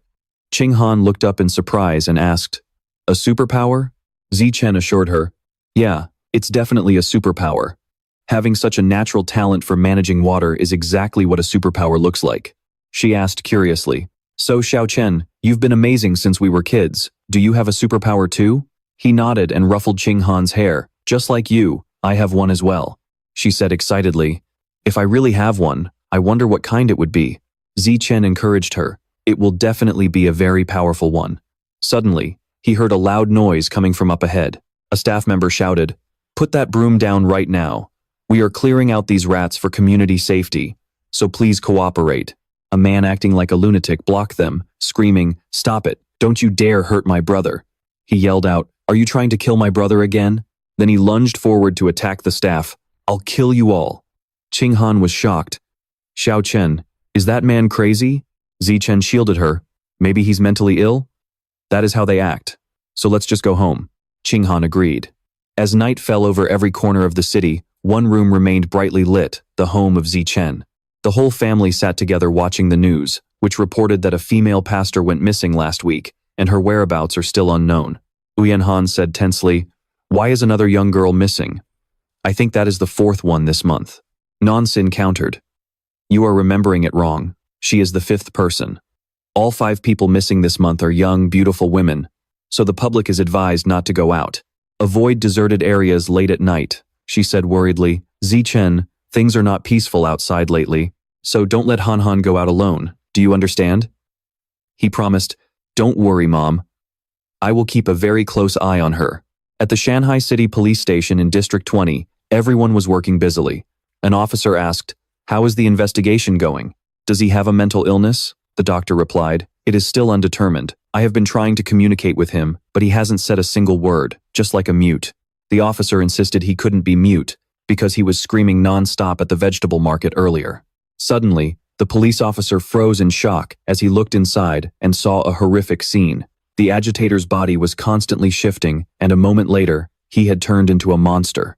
Request backup immediately. A man in the psych ward has turned into a giant rat. That massive monster continuously attacked everyone and wasn't afraid of bullets at all. A policewoman ran over and said, The headquarters chief said, All the modified soldiers are out on missions right now, and it will take about 1 minute for backup to arrive. We don't have enough ammo, so I'm afraid we can't wait. The chief ordered, Get in the car. We're going to lure this rat to the outskirts to buy some time. She frantically turned the car key. The officer sat there tensely as they started the car and sped away. The mutant rat chased after them relentlessly. They hurried to go a bit faster, leading it toward the mountains to give the mechanical enhancers more time. The police car's siren wailed as it raced down the main road. It followed behind, destroying everything in its path. Accidents happened as cars collided with one another. The policewoman from earlier collapsed, thinking, In the end, are we really not going to make it? The fierce mutant rat crushed every car under its feet. Terrifying explosions rocked the city one after another. A warrior appeared and fired projectiles, locking onto the target. It was hit by a continuous barrage, causing it to lose control even more. A giant rat that knows how to dig holes to escape. This group has certainly become a lot smarter, but looking at the fragments of flesh on the ground, it's definitely badly wounded, so I still have a chance to finish it. The night finally came to an end, and it was now 3 in the morning.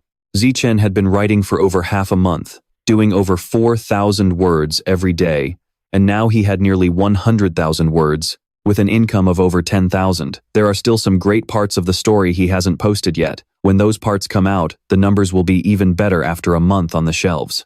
The anticipation of the profit kept him awake, so Zichen found a small alley without cameras to test his recent training results.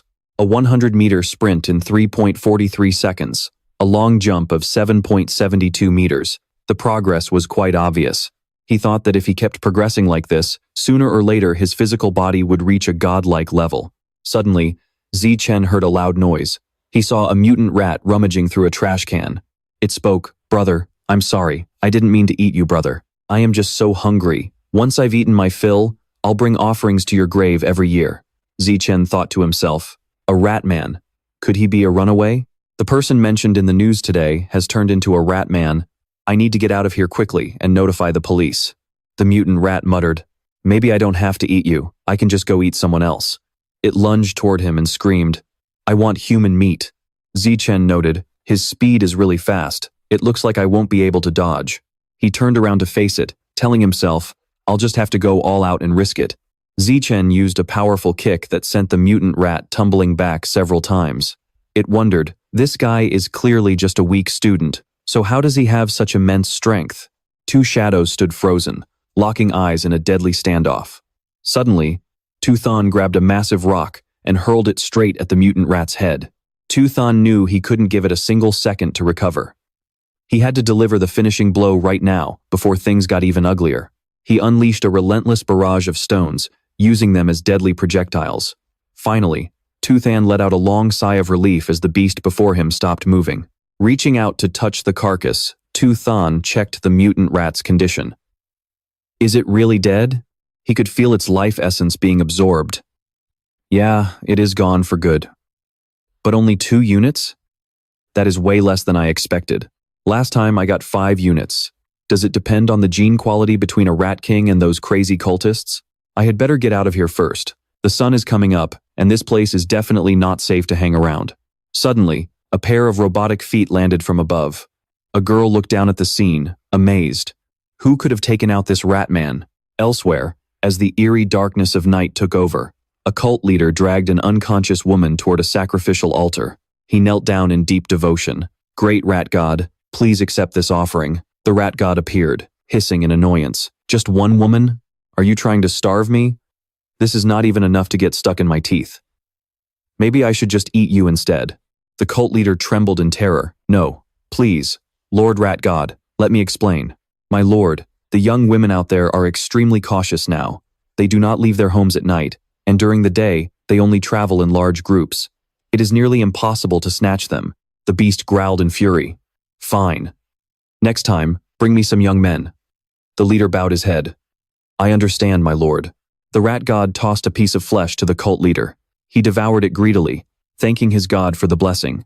The kidnapped woman was suddenly snatched up by the god's massive tongue. Within seconds, the rat god swallowed the sacrifice whole. The room was filled with a gruesome, bloody aura. Next time, do not bring me commoners. Their flesh is bitter and tasteless. I want to feast on those in high positions. They are well nourished, and their meat is rich and tender. To help Thon Ham improve her martial arts grades quickly, they spent every spare moment doing special training at Tuthan's house. Tuthan instructed her, your punch angle is too high, lower it just a bit. This way, you can generate much more power. Your feet are too close together. Widen your stance. You need to adjust your posture. 2. Do not face your opponent directly. Angle your body slightly. Thon Ham nodded. Okay, let us keep going. Time for some real combat. Hit me with everything you have got. She took her stance and shouted, all right, here I come. But the moment she threw a punch, Tuthan caught it effortlessly. Not bad, he praised. Your angle is perfect, and your power has increased significantly. She did not stop there, immediately lifting her leg for a kick. But Tuthan blocked it again. Your sweep is off. Do not let your leg get stuck before the impact. Widen your base. Now, focus on the corrections I just gave you, and try that move again.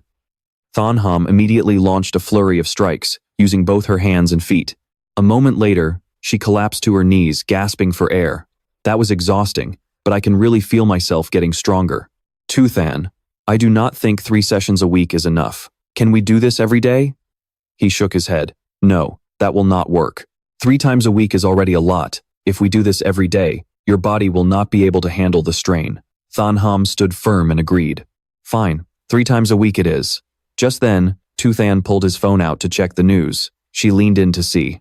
Is this a special bulletin? The Meta Corporation just announced they will provide free medical treatment to a genius mechanic girl. She was apparently disabled due to early mechanical modifications. This genius from Jing University successfully fused the genes of a mutant spider. She broke the record as the youngest person in history to undergo a second gene fusion. A Jing University genius?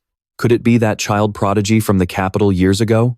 Usually, most people have to wait until they are adults to even attempt gene fusion. Otherwise, the body cannot handle the side effects of monster genes, and there is a high risk of turning into a freakish mutant. But this capital prodigy is now a true genius of Jing University, completing her second fusion before even turning 18. Her physical talent is insane. Is gene fusion really the best path forward? As night fell, Tuthan sat at his computer, typing away. Thanks to the double speed boost from his heavenly talent, his typing skills had skyrocketed. After a month of practice, he could now easily crank out 10,000 words per hour. Spending just 1 hour a day on writing would not interfere with his training schedule, so it was a trade-off he was willing to make. Ngon Sin stood behind him, impressed. Tuthan, your book is selling pretty well.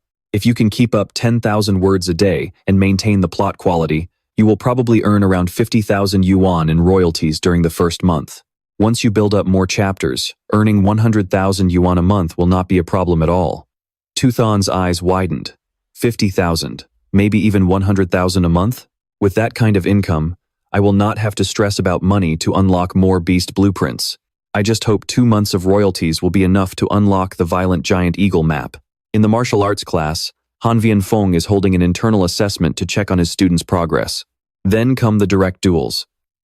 As usual, Tuthan completely dominates the entire floor. He beats everyone so badly they don't even have a chance to fight back, earning 88 bucks while racking up experience points. On the flip side, Thon Ham still can't seem to beat anyone, remaining at the bottom of the class rank. But there's a difference now. When facing an opponent, she actually shows some level of resistance. Last time, When she faced An Van Dong, the second-to-last student in class, Than Ham was knocked out instantly. That match ended in less than 3 seconds. But this time, she went toe-to-toe with An Van Dong for nearly 3 minutes. Than Ham didn't just hide like a turtle. She faced An Van Dong head on and even landed a few solid kicks. Seeing this, Han Vianfong praised her massive improvement and told Than Ham to keep it up. He then announced that in 1 month, they will challenge the strongest elite class of the 52nd term. The goal is to take down everyone else. Do you all have the confidence? Everyone shouted in unison, "Yes, sir." Vianfong happily raised his hand to encourage them. Great. In the blink of an eye, over a month had passed. Tu Than went shopping. "Hello, I want to buy some violent great condor meat," the clerk asked. "Sure thing. How much do you need?" "We have a promotion right now. If you buy 100 kilograms at once, you'll get a 5% discount." He thought about it and said, "Then I'll hold off for now." Tu Than decided to wait until he had enough money to buy the full 100 kilograms. After all, it was only a month away. The next day, on the school campus, Tu Than was walking with Than Ham when she said, "Little Than, a new canteen just opened up a few days ago. I heard the chef there is amazing. Why don't we go check it out?" He agreed. "Sure, let's go." They headed over to the busy kitchen. Than Ham got excited. "That smells incredible." Her tray was piled high with delicious food. Than Ham sighed in relief. "Little Than, it's a good thing we got here early, or we'd be stuck in a massive line." Tu Than agreed. "You're right about that." Suddenly, a crowd started arguing. "Hey, why are you cutting in line?" "I'm not cutting. My friend was holding my spot." "You think you can just use a placeholder? Are you kidding me?" "Yeah, I'm cutting. What are you going to do about it?" Than Ham got worried. "Little Than, Havu is arguing with someone. Should we go see what's happening?" He replied, "No need." Havu was so aggressive that he actually intimidated the line cutter. The guy glared at Havu's aura and walked away in a huff. "Stupid kid." The atmosphere in the cafeteria suddenly turned tense. Out of nowhere, a group of people cut right in front of Havu. "What gives? What do you think you're doing?" One of them replied, "Nothing much. We just feel like cutting in front of you." Havu was furious. "Is this a joke? Get in the back." He froze because he realized he couldn't even budge them. Havu started panicking since he couldn't push them back. Than Ham noticed something was wrong. Havu looks like he's being bullied. Tu Than stepped up and tapped the guy on the shoulder. "Hey classmate, do me a favor and go to the back of the line." The guy snapped back. "Like hell I will." Tu Than calmly pulled out his phone. "Fine, I'll just report this." The guy got pissed. "Seriously? You're playing the snitch card?" "How pathetic." He replied flatly, "I think cutting in line is way more pathetic than reporting it." Having no comeback, the group left in a rage. Meanwhile, in a luxury villa in Shanghai City, the sect leader made an announcement. Kwang Nok is gone. He lost his mind and ran to the trading market just to provoke the security team, and then he ended up dead. Someone chimed in, "Good riddance to that idiot. I've wanted him gone for a long time, or he would have eventually dragged us all down." The leader spoke up, "And this young man here is our newest member. He'll be taking over Kwang Nok's position. Get to know each other." Also, the mouse god says that commoners taste too bitter now and wants to feast on the flesh of the elite. Keep that in mind so you don't bring unsuitable sacrifices. The crowd started buzzing. "Sect leader, that's incredibly dangerous. If a few commoners go missing, nobody cares. But if high society people disappear, it'll cause a massive uproar." The sect leader instructed, "Then find the sons of wealthy businessmen who are too incompetent to be disciplined. That way, the risk is much lower. Since you're still a rookie, you don't need to target the upper class just yet. Just start by kidnapping a handsome young commoner to practice your skills. Then, bring him to the Divine Sun." The guy promised, "Don't worry, sect leader. I'll present the finest sacrifice in the city to the Divine Sun, under the mouse god's command." Back in class, Havu was saying, "I did some digging and found out those guys who cut the line are from Class 3.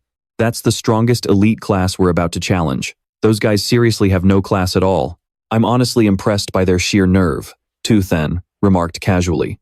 "Just because someone has good grades doesn't mean they have a good heart." Suddenly, a shocking headline on the screen catches his eye.